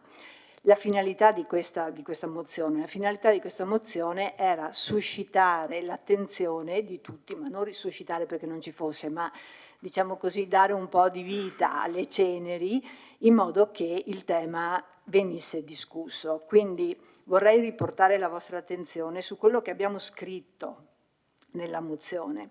Cioè noi abbiamo parlato più volte di strategia integrata di rigenerazione urbana. Quindi strategia integrata significa, può essere appunto la rigenerazione che riguarda il commercio, ma anche la viabilità, ma anche il verde, eccetera. E come? Attraverso un tavolo di confronto con operatori economici, quindi non abbiamo parlato solo di commercio, quello è una delle modalità. Certo, è vero che oggi più che mai si tende a fare gli acquisti online, però è anche vero che oggi se vuoi comprarti un paio di scarpe a Vittorio in un unico negozio, parlo per le signore, se vuoi comprarti qualcosa da metterti addosso, veramente la scelta è molto ridotta rispetto a pochi anni fa, ed è altrettanto vero che nelle grandi città ci sono invece anche nascite di negozi, di piccoli negozi. Chiaro, spopolano i brand, i grandi brand, i grandi marchi, però soprattutto laddove sono messi insieme e sono messi vicini, c'è quasi una concorrenza della stessa tipologia merceologica, continuano ad aumentare. Ma non è nostro compito definire cosa fare e come fare del commercio, assolutamente. Così come non è nostro compito, in questo momento, definire cosa fare del traffico, definire dei parcheggi o del verde. Quello che noi abbiamo provato e abbiamo voluto sottoporre all'attenzione di questo Consiglio Comunale è proprio la necessità di far interagire tra di loro non tanto i consiglieri comunali, di cui alcuni magari voi avete più competenze di quelle che posso avere io, ma l'insieme di coloro che possono essere e sono interessati, a partire dai proprietari ovviamente, perché non possiamo fare i conti a casa di altri, e giustamente come ha detto il collega Posocco, l'idea di proporre degli ulteriori acquisti era proprio per avere più materia prima a disposizione, più spazio a disposizione, ma questa è una nostra idea, ma anche ovviamente le associazioni di categoria sia commerciali che artigianali, benissimo se ci sono dei professionisti che hanno dimostrato il loro interesse ad entrare in questi spazi, benissimo l'idea che ci siano che ci sia anche il terzo settore, associazioni, anche se poi lì, lo sappiamo tutti per esperienza, c'è il problema di chi paga l'affitto, c'è il problema di chi tiene aperto le aule studio. A Stiera basta vedere la difficoltà che abbiamo avuto noi, ma credo che anche voi la state sperimentando nel tenere aperto l'Innovation Lab, che è proprio destinato a co-working e a delle bellissime sale studio, però c'è il problema di avere qualcuno che poi le tenga aperto e che deve essere pagato per questo, no? Quindi il nostro intento non era oggi dare la soluzione. Certo, abbiamo fatto questo esempio che è un po' una provocazione, quella di portare l'ufficio anagrafe, perché era un punto dal quale noi eravamo partiti, quindi ci pareva anche di dover partire da qualcosa di concreto, proprio come ho detto, per poter individuare dei passi concreti e realistici, però, consigliere Bassetto, e l'ha detto anche il consigliere Tonon, abbiamo scritto proposta di ricollocazione al piano dell'ufficio terra dell'ufficio anagrafe e di altri servizi ad alta fruizione, quindi è già pensato che possa essere un esempio e che ci possano essere delle alternative. Quindi davvero capitelo come la proposta di avere un tavolo di concertazione, però non uno di quei tavoli che viene aperto, che viene dimenticato. Ovviamente deve esserci la concertazione con chi professionalmente fa questo lavoro, però anche ovviamente un pensiero politico di indirizzo, perché poi chi fa il lavoro deve avere un pensiero, un indirizzo.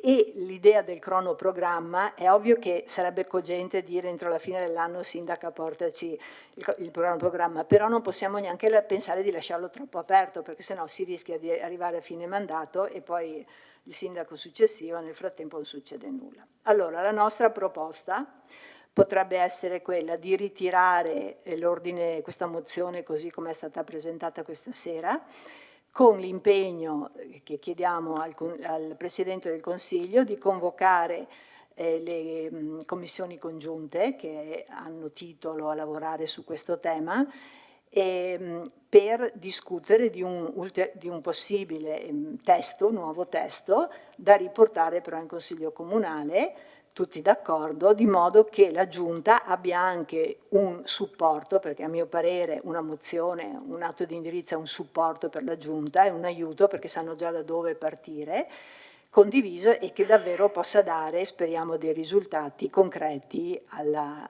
nostra città. Questa è la nostra proposta.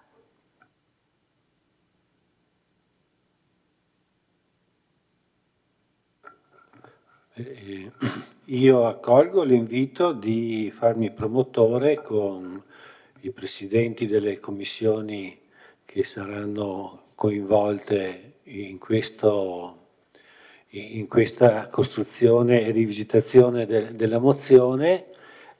Posso farlo sicuramente anche domani, nei prossimi giorni, e credo che sia la strada più opportuna da percorrere per arrivare, appunto, come abbiamo auspicato tutti quanti, a una mozione condivisa che poi darà mandato e impegnerà la Giunta a percorrere le tappe necessarie che richiederanno sicuramente qualcosa di più dei 90 giorni, ma insomma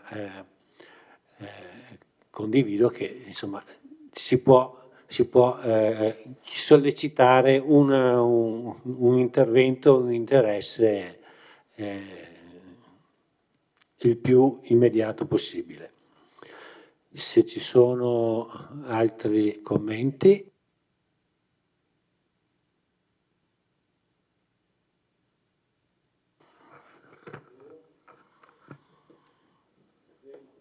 Prego, Dare. Intanto buonasera a tutti. Credo che stiamo parlando di un quadrilatero che è sicuramente un edificio commerciale e residenziale che nasce attorno agli anni 60, abbattendo quello che secondo me era un qualcosa di straordinario, che era quel manufatto di stile umbertino, ma erano gli anni 60 del boom economico, del boom del grande cemento. Ricordiamoci cosa è stato abbattuto facendo posto il bar alpino, ricordiamoci i Talamini, una serie di aggressività, così, perché era la modernità di quegli anni. Si è pensato a un quadrilatero, con la parte commerciale importante, ma che non funziona più. L'ha detto prima il collega Tonon, vediamo a Conegliano, vediamo Corte delle Rose, vediamo il Biscione, tutto quel tipo di commercio su centri urbani dai 30-40 mila abitanti non funziona più, funzionano i centri commerciali dislocati vicino alle grandi vie di comunicazione, pensiamo a Noventa, pensiamo a altre cose. E quindi tutte le riflessioni che sono state fatte questa sera, che sono riflessioni sicuramente importanti e tutte degne di nota, con l'acquisto che viene proposto su questa mozione, che era quello di acquistare degli spazi che in questo momento sono vuoti, per portare delle attività del Comune di Vittorio Veneto, che può essere lo IAT, possono essere altre cose, l'ufficio sport e quant'altro, perché io non considero più la parte sotto del quadrilatero come una parte privata o condominiale, ma io la considero una parte importante della stessa piazza centrale di Vittorio Veneto. E questa è l'idea di questa mozione, che è un'idea di ripensare al centro città e non pensare al quadrilatero come un centro privato. Quindi quando si parlava di illuminazione, quando si parla di recupero urbano, di rigenerazione urbana, la si deve pensare non con lo spirito magari un po' privatistico, che giustamente il privato ha investito, ha fatto, però, ripeto, Se ci fossero degli spazi che il Comune può acquisire, che poi ha delle necessità anche logistiche, poi si vendono altre cose, poi si possono vendere altre cose. Credo che questo sia qualcosa da pensare perché, ripeto, quell'area non può essere considerata un'area privata, ma un'area di sviluppo del centro cittadino, anche con scelte importanti delle amministrazioni. Ce ne sono state fatte tante e quando abbiamo portato e fatto il traforo di Santa Augusta, contestato e amato, odiato e quant'altro, però alla fine adesso vediamo che se magari si ripensa alla nostra città a livello, diciamo, più turistico, più vivibile, e chiudiamo magari quel centro di Serravalle qualche domenica, secondo me, si dà la possibilità, diciamo, a chi viene da fuori, al turista magari anche dei contermini e dei comuni contermini, di vivere il nostro centro città, che va da Serravalle, che va e può arrivare sicuramente, naturalmente, anche al centro. Quindi penso al mercatino al primo del mese, il mercatino dell'antiquariato, vederlo con le macchine, sinceramente mi pare, diciamo, ci sono delle scelte che bisogna fare. Vogliamo ricambiare la nostra città, vogliamo dare alla nostra città, bisogna fare delle scelte anche difficili, ma sono scelte, attenzione, che il commerciante, che è quello che sicuramente è quello che alza le barricate e gli scudi, sarà il beneficiario di queste scelte. Lo vediamo sui centri commerciali o sui grandi centri. Prendiamoci l'esempio di Sacile, che alle 7 di sera è area pedonale e diventa un centro di cittadino di estrema vivacità, e quell'estrema vivacità che manca in questo momento a noi. Allora, queste scelte, noi siamo in minoranza, siamo stati in maggioranza, c'è stata l'alternanza a più riprese in questo Consiglio Comunale, ma i problemi sono sempre quelli e le risoluzioni sono sempre le stesse. Quindi ripensare al quadrilatero non come uno spazio privato, ma come uno spazio che può essere pubblico. Questa è la proposta che noi abbiamo lanciato. Grazie. Grazie. Sindaco, prego. Aggiungo un'altra considerazione, innanzitutto anche perché poi, come avete detto voi, si tratta di mettere a terra le questioni, no? Cioè perché poi le idee ci sono, le proposte ci sono, il problema poi è iniziare a concretizzare attraverso degli strumenti che abbiamo a disposizione. Innanzitutto sul discorso del quadrilatero vorrei dire che sì, renderlo pubblico sì, però ricordiamoci che è proprietà privata. La galleria è ad uso suolo, sì, ad uso pubblico, però è privata, quindi dobbiamo fare i conti col regolamento di condominio, con alcune questioni che non sono proprio cose di poco conto, e quindi ci sono dei passaggi, insomma, da rispettare e da cercare anche di sistemare, questo sicuramente. Per quanto riguarda la proposta, io sono d'accordo. Ecco, la questione che vorrei evidenziare è che da un punto di vista del commercio in generale, per quanto riguarda il ritorno sul distretto del commercio, perdonatemi, diciamo qualche azione la stiamo già portando avanti, no?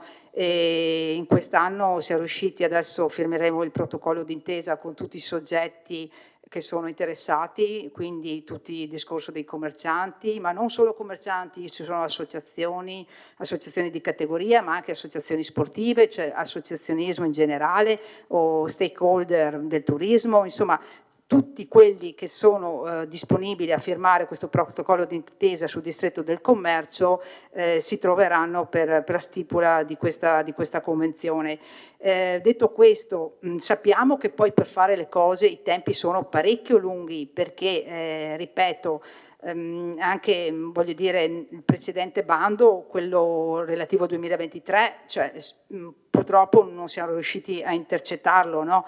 Quindi, ripeto, io sono d'accordo di trovarci, eventualmente di convocare la commissione, sono altrettanto d'accordo però di darci degli step che noi li stiamo facendo, non è che non stiamo facendo nulla, magari concentriamo l'attenzione e il focus sul quadrilatero e proviamo a ricercare delle proposte. Sono anche d'accordo di farci accompagnare in questo da dei professionisti, perché come è stato detto noi diamo delle indicazioni, ma poi bisogna, ripeto, mettere a terra le questioni. Insomma, volevo anche sottolineare questo, quindi l'impegno c'è, stiamo anche già lavorando su questo, concentriamoci, però avendo i tempi giusti, ecco, questo in poco tempo non riusciamo a fare assolutamente nulla. Ecco, grazie. Scusate, sull'ufficio IAT io sono d'accordissimo, nell'eventualità di trasferirlo a quadrilatero. Tra l'altro venerdì ci sarà anche l'inaugurazione dello IAT, no? Dopo 2 anni che c'è, però voglio dire, questo non c'entra, nel senso che l'arredamento può eventualmente essere trasferito da una parte all'altra. Grazie. Allora voi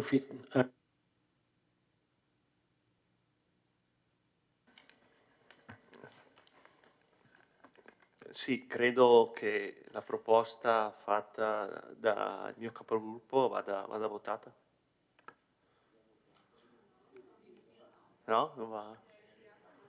Ok, va bene. Un'altra... Sì, sì. Posso andare un attimo fuori tema, una cortesia. Venerdì c'è l'inaugurazione dello IAT, ci è arrivato l'invito a noi consiglieri. Per cortesia anche le altre inaugurazioni ci farebbe piacere essere invitati. Grazie.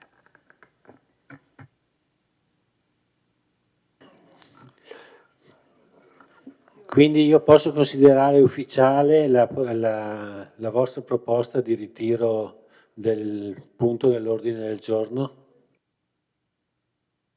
D'accordo. Bene, allora il punto è ritirato. Passiamo al prossimo punto dell'ordine del giorno.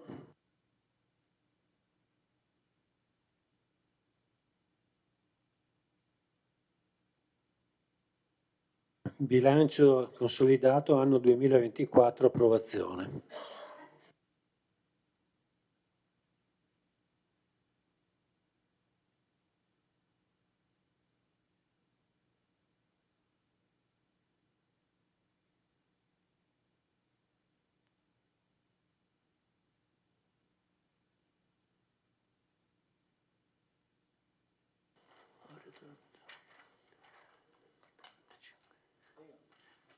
Ok, sì. Quindi l'argomento è bilancio consolidato anno 2024, approvazione. Ci sono delle norme, insomma, nazionali che prevedono che i comuni, gli enti locali redigano annualmente un bilancio consolidato con tutti gli enti, organismi strumentali, aziende, società controllate e partecipate, cioè tutto quello che è, diciamo, il comune con tutte le società o gli enti che in qualche modo partecipano all'attività del comune. L'elenco di questi enti è abbastanza lungo, comunque solo per informazione, ma stavo un minuto, l'ho fatto anche in commissione, leggerei quali sono tutti gli enti nei quali comunque il comune ha qualche interesse, qualche diciamo, collegamento. Allora sono, diciamo, il consorzio BIM Livenza, il consorzio BIM Piave Treviso, il BIM Piave Nuove Energie, Società Informatica Territoriale. Queste due sono consolidate all'interno del consorzio BIM. Poi c'è il Consiglio di Bacino Veneto Orientale, il Consiglio di Bacino Sinistra Piave, la Fondazione Fender, la Fondazione Minuccio Minucci, l'Istituto Cesana Malanotti, il Consorzio per i Servizi di Igiene del Territorio, il CIT, la Samno, Bioman, Asco Holding, Asco Piave, il GAD dell'Alta Marca Trevigiana, la MOM, Mobilità di Marca, Vittorio Veneto Servizi, Piave Servizi, Viveracqua, che comunque è collegato a Piave Servizi. Sono tantissimi e diciamo annualmente, in base sempre a questa normativa, annualmente la Giunta deve verificare qual è l'ambito, insomma, quali sono i soggetti che in qualche modo vanno a far parte di questo gruppo Comune di Vittorio Veneto, tenendo conto di alcune problematiche, cioè devono essere comunque enti che diciamo, in qualche modo il Comune ha delle azioni, ad esempio quindi, come nel caso di Piave Servizi, come nel caso di MOM, ma poi anche la partecipazione deve essere importante, cioè non può essere, ci sono dei parametri insomma, che definiscono anche quali di queste società debbano essere inserite nel gruppo Comune di Vittorio Veneto e quali altre, invece quelle che hanno queste partecipazioni molto basse, minoritarie sono tutte, ma molto basse, diciamo, sicuramente non devono essere inserite. E quindi da questa analisi, che è stata fatta con una delibera di giunta del giugno 2024, abbiamo individuato quali sono le società che entrano nel consolidato, che sono riportate anche nella delibera che avete sotto mano, ma che sono il Consorzio BIM Piave Livenza, il Consorzio BIM Piave Treviso, che poi consolida al suo interno Nuove Energie e Informatica Territoriale, il Consiglio di Bacino Veneto Orientale, il Consiglio di Bacino Sinistra Piave, l'Istituto Cesana Malanotti, il Consorzio per i Servizi di Genere del Territorio CIT, Vittorio Veneto Servizi e Piave Servizi. Di tutti questi, poi nell'ambito anche nella delibera riportato, di alcuni di questi non abbiamo diciamo, una partecipazione diretta. Ad esempio, il Cesana Malanotti è considerato effettivamente un ente in qualche modo collegato al Comune di Vittorio Veneto, ma noi in questo non partecipiamo diciamo, all'attività di gestione del Cesana, definiamo solo gli obiettivi con il DUP e poi nominiamo ad ogni scadenza il Consiglio di amministrazione. Quindi in questo caso del Cesana Malanotti, che è considerato un soggetto, un ente che fa parte del consolidato, di questo però non consolidiamo il bilancio, perché il bilancio resta una cosa autonoma rispetto a quello che è il bilancio consolidato. Quindi noi alla fine consolidiamo solo all'interno di questo raggruppamento, consolidiamo solo il Consiglio di Bacino Veneto Orientale, di cui abbiamo il 3,27%, il Consorzio BIM Piave Treviso, di cui abbiamo il 2,94%, il Consorzio per i Servizi di Genere e Territorio 9,2%, la società Piave Servizi di cui abbiamo il 6,02% e Vittorio Veneto Servizi di cui abbiamo il 100%. Da tutto questo mettendo vicino in sostanza i bilanci economico-patrimoniali di tutti questi soggetti e anche il bilancio del Comune di Vittorio Veneto che è stato approvato, quello economico-patrimoniale è stato approvato nella delibera del Consiglio Comunale del 30 di aprile assieme al rendiconto finanziario. Mettendo assieme tutti questi formiamo questa struttura, non so come chiamarla, consolidata, e di questa presentiamo allegato alla delibera lo stato patrimoniale consolidato attivo, lo stato patrimoniale consolidato passivo, il conto economico consolidato e la relazione che comprende anche la nota integrativa. Quindi facciamo in sostanza come se fossimo una grande holding internazionale, mettiamo vicino tutte le nostre partecipazioni, chiaramente diciamo della Piave Servizi di cui abbiamo il 6%, noi mettiamo per quanto riguarda tutte le attività solo il 6%, ecco, non mettiamo tutto il patrimonio e nel rendiconto tutte le partite che ci sono, ma solamente quelle relative alla quota di cui partecipiamo. E alla fine, diciamo, riprendendo alcuni numeri che avevo dato anche per avere un'idea, avevo dato anche in commissione, il risultato del rendiconto economico, insomma, porta nel 2024 a un utile di 4.540.714. Do questo dato perché nel 2023 il dato era una situazione negativa per 1.107.546, però dal punto di vista effettivo, dal punto di vista del bilancio finanziario, che è quello che poi su cui noi ci misuriamo, su cui facciamo gli interventi, dal punto di vista di questi due bilanci e dei rendiconti finanziari che ci sono non è cambiato niente, cioè l'attività si è svolta sono aumentati i residui attivi, sono diminuiti i residui passivi, ma alla fine la gestione finanziaria si è svolta regolarmente e tutto quello che poi nel rendiconto finanziario si legge, tutto quello che poteva essere fatto è stato fatto. Quindi è un documento che al momento non ha un grande valore, questo documento consolidato, è un mettere assieme questi bilanci, tra l'altro vengono fatti in una maniera tramite dei parametri diciamo predefiniti, che i nostri uffici non li fanno neanche, vengono fatti quasi in automatico, e per cui c'è questo documento, è obbligatorio, si deve fare, ma non ha nessun valore fino a quando anche i comuni avranno la possibilità o l'obbligo di fare dei bilanci economico-patrimoniali e quindi poter effettivamente portare la situazione patrimoniale attiva e passiva nell'ambito di questo consolidato in cui prendiamo anche questi istituti da parte degli altri soggetti.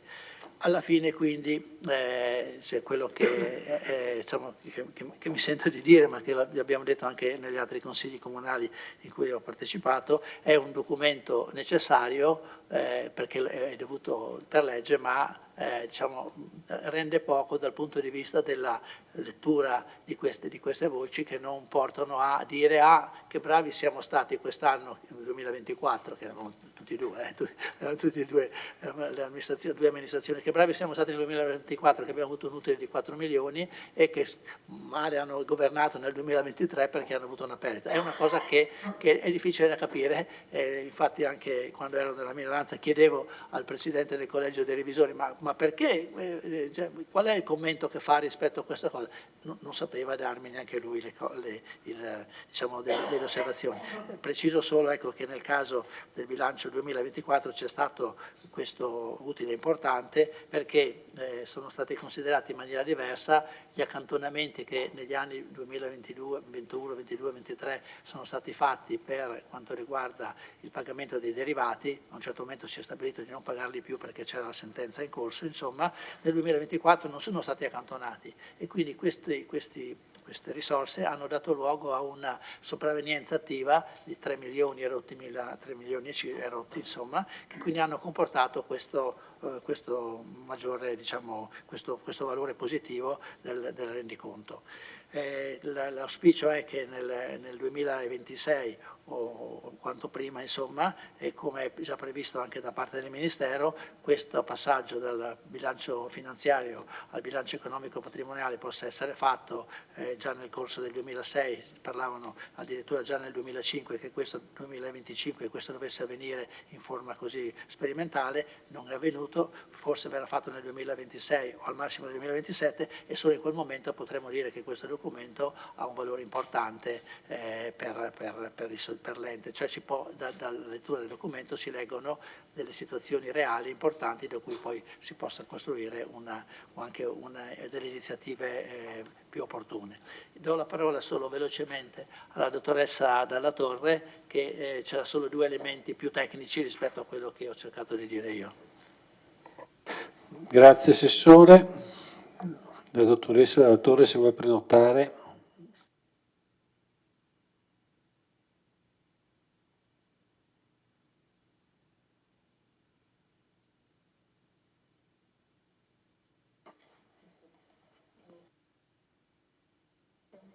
Ok, grazie, buonasera. Rispetto a quello che ha detto l'assessore aggiungo soltanto che per noi ragionieri è importante questo adempimento e ci costringe a fare una riflessione sui bilanci delle nostre società partecipate che chiamiamo genericamente società, ma avete visto sono anche enti. Allora, le cose che andiamo a verificare sono che le società siano inutili e quindi che siano società sane e la correttezza dei rapporti debito-credito che nel redigere il bilancio consolidato vengono sterilizzati. Quindi quello che viene posto all'attenzione è che da queste situazioni debito-credito con gli enti e le società non emergano situazioni di debiti fuori bilancio. Questo controllo viene fatto in sede di rendiconto, quindi con l'approvazione di aprile, e successivamente viene rifatto per la verifica delle operazioni che vengono effettuate prima di procedere con il consolidamento dei bilanci. Vi faccio notare una cosa, a dimostrazione del fatto che queste società appunto sono sane. Con il rendiconto della gestione in aprile il risultato economico dell'ente era di 4 milioni e 3. Con il bilancio consolidato, pur essendo un bilancio che consolida per alcuni enti e società soltanto una piccola percentuale, è diventato di 4 milioni e mezzo. Quindi vedete insomma che si tratta di società inutili che non ci danno particolari problemi, se non appunto di controllare queste situazioni di debito credito, che comunque sono una normale attività, ma deve essere svolta in maniera molto precisa e puntuale. Non avrei altro da aggiungere. Sì, i revisori hanno verificato scrittura per scrittura, quindi, e poi hanno rilasciato il loro parere, quindi una volta avuti tutti i tabulati hanno voluto verificare ciascuna scrittura, poi insomma firmando il parere favorevole, quindi dando il loro parere di regolarità sulla procedura che è stata seguita dagli uffici. Grazie. Possiamo aprire la discussione se ci sono interventi.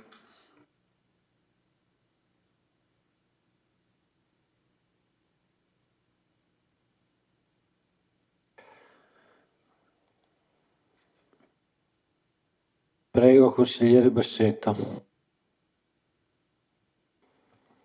Grazie Presidente. Grazie all'assessore De Antoni che ci ha spiegato tutta la struttura di questo bilancio, che è molto complesso in realtà da capire.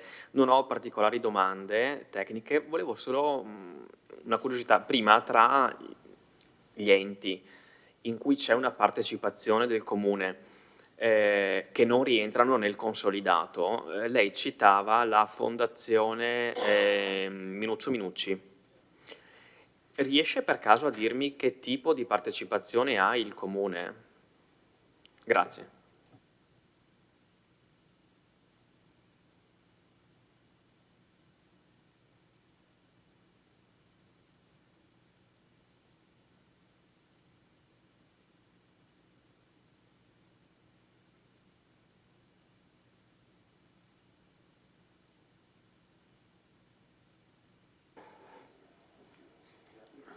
Prego, consigliere Tonon.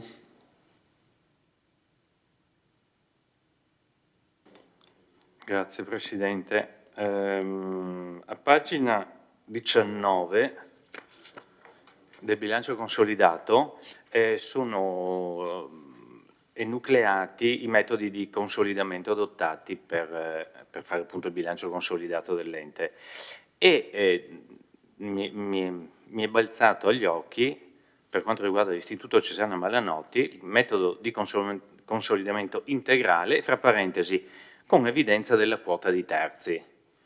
Mi ha un po' sorpreso, perché se ci fosse stata ancora la Cesana Servizi e fosse la Cesana Servizi consolidata nel bilancio dell'IPAB, capisco che ci sarebbe potuto parlare di quota di terzi, ma così ho qualche dubbio, diciamo, o meglio, gradirei che mi fosse spiegato. E poi, per quanto riguarda i diagrammi delle torte, di pagina 25-26, insomma, quei diagrammi, era giusto per chiarezza, per capire. Per esempio, quello di pagina 25, un colore parla di denominazione, e io non so cioè, se parla in quel caso del Comune, perché guardando la tabella che comincia a pagina 24, stiamo parlando della composizione degli oneri finanziari. È evidente che, avendo 251.000 su 493 totale, il 51% è il Comune. solo che non è chiarissimo il diagramma, ecco, a parer mio, non è chiarissima, così come quello che c'è a pagina 20, quella dopo, a meno che appunto non sia una lettura diversa. Poi confesso che l'ho già avuto anche nel passato, questo dubbio, anche quando questo tipo di, come si può dire, di documento è emerso, credo fossero gli anni, se lo ricordava se lo ricordavamo col collega Posiocco in commissione, credo fosse 16-17, più o meno quegli anni, e cioè il consolidamento del Cesana. Non è che ce l'abbia su quel Cesana, ma a parte le nomine che fa il sindaco, punto, cioè nomina il consiglio di amministrazione, se ci sono problemi ci fossero problemi, cito il caso del costante Gris di Mogliano, che è anni che è commissariato, cito l'Iras di Rovigo, che è decenni forse che è commissariato, ma non dal rispettivo comune, dalla regione, perché è la regione che ha titolo a intervenire. E allora mi chiedo, ma è una domanda forse accademica la mia, perché evidentemente se è stato inserito entra di diritto e di dovere in base a quelli che sono i criteri fissati dalla normativa. Ma la domanda è, se dovesse avere dei problemi e venisse commissariato e la regione dice, boh, è nel consolidato del comune, ha una perdita di, non ce l'ha, ma ce l'avesse, facciamo un'ipotesi per assurdo, di 100.000 o 1 milione o 10 milioni, il comune cosa fa? Sborsa? Paga? Visto che è nel consolidato.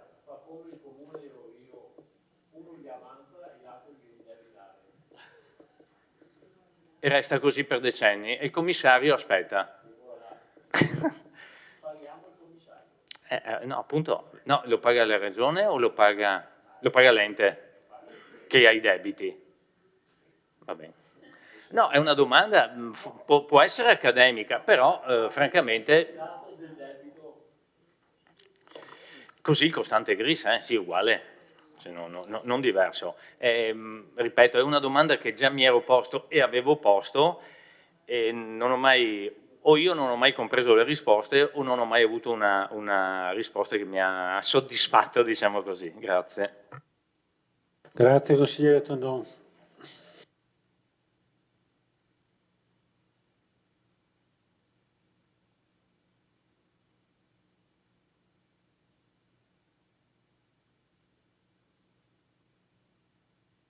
Vediamo se c'è qualche altro intervento prima di dare le risposte all'assessore De Antoni. Non vedo altri interventi per il momento e quindi, assessore, se vuole. Ok, sì. Dunque, adesso la norma è un po' difficile da capire anche per me, che comunque nella delibera che abbiamo fatto a giugno, che si fa ogni anno prima di arrivare appunto a settembre con la definizione, con l'approvazione del bilancio consolidato, nella delibera che si fa qualche mese prima, noi l'abbiamo fatta il 18 giugno, si dice, no, che è considerato che la normativa di cui sopra prevede che gli enti redigano il bilancio consolidato e quindi individuano le società partecipate, controllate, eccetera, eccetera. E poi dice, no, definiscono quindi il gruppo amministrazione pubblica, che è quello di cui parliamo, no? Allora, la definizione del GAP fa riferimento ad una nozione di diritto, di fatto e contrattuale, anche nei casi in cui non è presente un legame di partecipazione diretta o indiretta al capitale delle controllate e ad una nozione di partecipazione. Cosa difficile, che io non riesco a capire bene, onestamente, ma che diciamo, viene poi riportata nella tabella diciamo, generale in cui vengono individuate tutte quelle società, insomma enti, e ad esempio dove c'è dentro anche la Fondazione Minucci Minucci e c'è anche la Fondazione Fender. No? Qui appunto nel caso della Minucci Minucci, quindi rispondo al consigliere Bassetto, si dice no, che le nomine comunali rappresentano una mera designazione di rappresentanza della cittadinanza. Manca il requisito della partecipazione a fondo di dotazione, quindi c'è una presenza è un impegno, una necessità anche di verifica e di controllo da parte dell'amministrazione, perché il compito dell'amministrazione si limita, nel caso della Fondazione Minuccio Minucci, alla designazione di un rappresentante che poi è il sindaco, no? Di solito, e basta, non nominiamo altri. Sì, esatto. Nel caso, diciamo, dell'area Fender si dice che appunto le nomine, anche qui si ripete la stessa cosa, e anche qui non so quale sia, per dire la verità, la partecipazione, cioè quali sono le nomine che fa l'amministrazione per la Fondazione Fender. Questo mi sfugge, non ero preparato su questo argomento. Nel caso del Cesana invece si dice la stessa cosa, in pratica simile, si dice le nomine comunali, dunque siamo sul Cesana, sì, le nomine comunali non sono una mera designazione di rappresentanza e all'IPAB e vengono assegnati obiettivi specifici nel DUP, cioè, come dici? Sì, cioè in questo caso l'amministrazione, il sindaco, nomina gli amministratori, il consiglio con il DUP definisce gli obiettivi.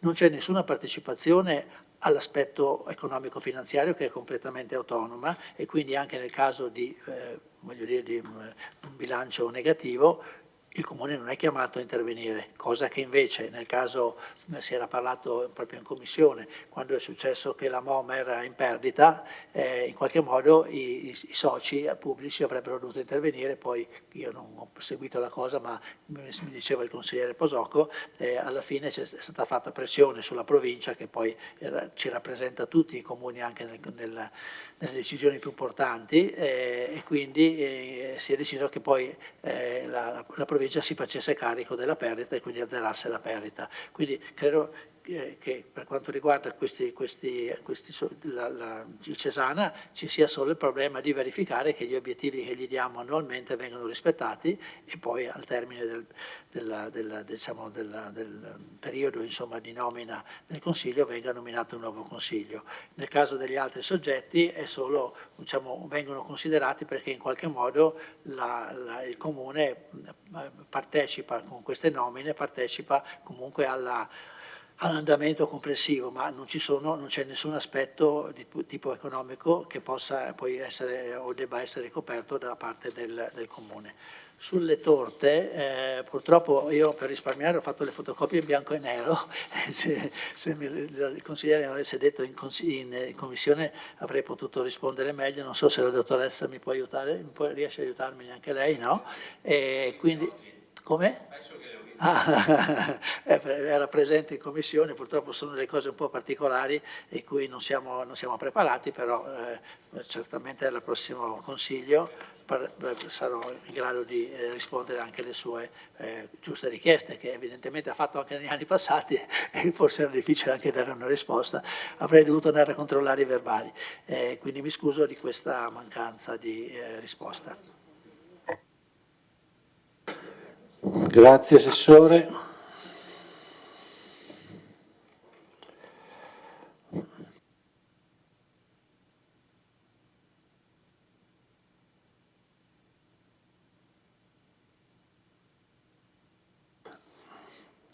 Interviene il consigliere Carneros, prego consigliere.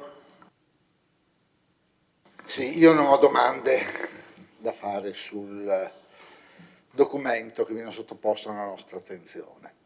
Intervengo solo per dire che in realtà, come ha detto l'assessore, non ha tante rilevanza dal punto di vista pratico.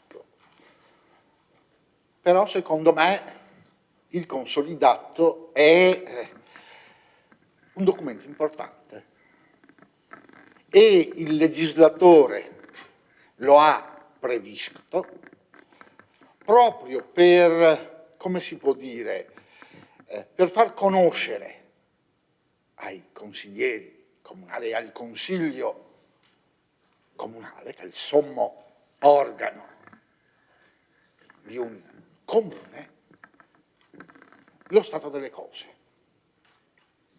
E sotto questo profilo ritengo importante il documento e che ci dà delle informazioni importanti. È importante per i consiglieri comunali sapere l'andamento delle partecipate. È importante per il Consiglio comunale sapere lo stato economico, perché sotto questo punto di vista la normativa, nella soggetta materia, probabilmente aveva in visione il fatto, come si diceva, che forse prima o dopo diventerà obbligatorio.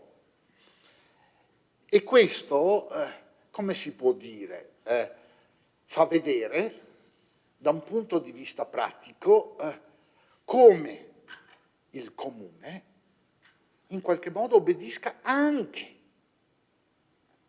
ai criteri privatistici. Non siamo al di fuori. E il documento che ci viene sottoposto stasera ci dimostra proprio l'oculatezza e la floridezza sotto il profilo economico e patrimoniale di questo ente. E non sono bazzecole. Peraltro fotografa nel tempo l'evoluzione della situazione economico-patrimoniale. Perché, l'assessore lo ha sottolineato, un dato rilevante, per esempio, i derivati saltano fuori, appunto, nel consolidato di quest'anno. E sembra una bazzeccola, ma in realtà il consolidato, quando va bene come in questo caso, fotografa il buon operato di chi ci ha preceduto. Perché non tutti i consolidati sono come questi. Non lo so, leggevo l'altro giorno, la provincia di Ascoli Piceno è in dissesto.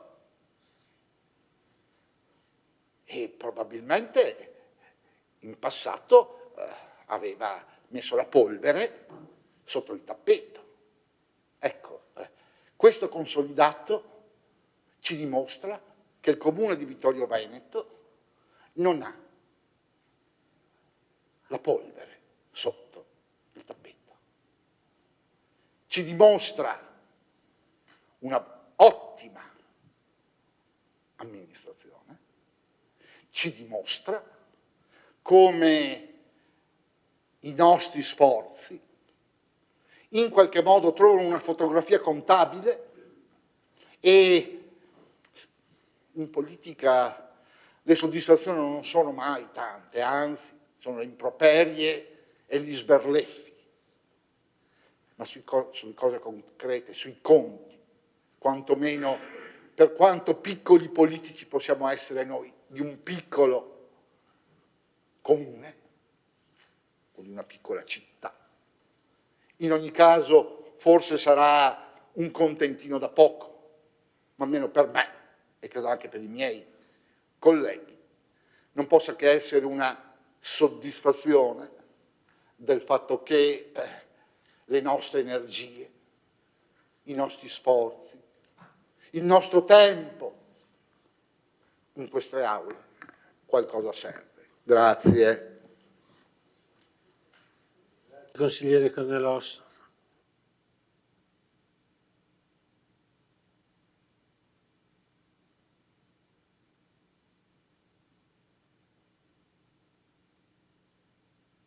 Credo che a questo punto non vedo altre prenotazioni, non credo che l'assessore voglia replicare, quindi io passerei alla dichiarazione di voto.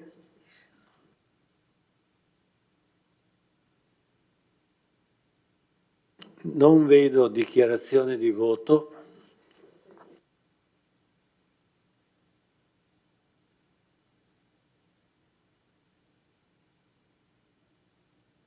Prego, consigliere Posocco. Allora, il mio voto sarà di astensione. perché come tutti gli anni questo documento non ci capisco niente. È un documento che, visto come viene costituito, lo reputo non, come dire, non leggibile, e quindi, visto che sono in minoranza e lo posso fare, mi astengo.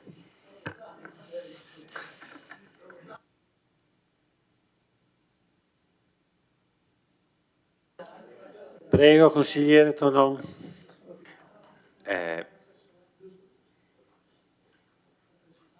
Io non pratico ordinariamente e quotidianamente i bilanci, ne ho visti diversi, a dire la verità, del Comune, anche qualche consolidato. Nonostante non sia tutto leggibile, tutto comprensibile, io ritengo che se quella che era stata l'idea, vado a memoria per poter sbagliare, del governo Renzi allora, approvato peraltro ovviamente dal Parlamento, cioè quella di riportare a una serietà che in talune parti d'Italia, diciamo così, vedo il collega da Re, erano, diciamo, bilanci un po' strascinati, diciamo, ecco, non sempre del tutto veritieri. Riportarli a una serietà faccia bene a tutti gli enti locali. E se effettivamente fosse possibile, mi pare fosse stato addirittura in commissione l'assessore De Antoni a dirlo, che nella sua esperienza professionale il fatto di avere un bilancio economico, patrimoniale, faceva emergere delle potenzialità per l'ente. Noi sappiamo benissimo che in taluni, insomma, l'esempio classico è quello di tutto quello che va in avanzo diventa, non si può usare per la spesa corrente, salvo, insomma, qualche eccezione, e questo obiettivamente ingessa i bilanci, anche quando quanto va in avanzo sarebbe stato utilizzato o si sarebbe potuto utilizzare per la spesa corrente. Allora, se questo può avvenire ovviamente cum grano salis nell'ente locale, in un bilancio privatistico non c'è nessun problema, non ci sarebbe nessunissimo e non c'è nessun problema. Ovviamente ci vuole serietà da parte degli amministratori, ma credo che questa strada intrapresa potrebbe valorizzare anche maggiormente le buone amministrazioni, quindi io voto a favore.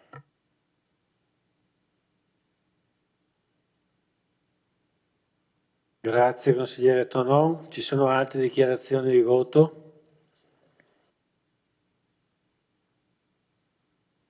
Allora chiudiamo la discussione. Apro la votazione.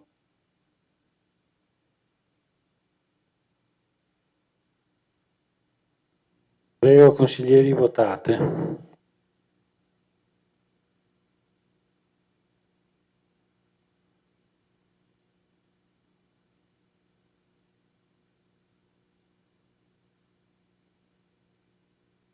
Vedo che hanno votato tutti quanti, chiudo la votazione.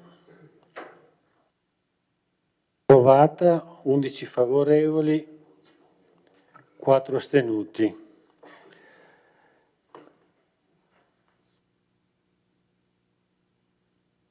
Adesso immediata esecutività.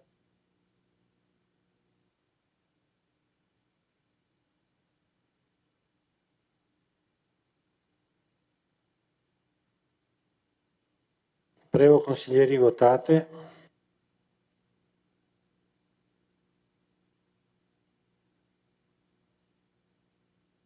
Chiudo la votazione. Favorevoli 11, astenuti 4. E con questo abbiamo concluso il quarto punto dell'ordine del giorno e chiudiamo anche la riunione. Grazie a tutti, arrivederci.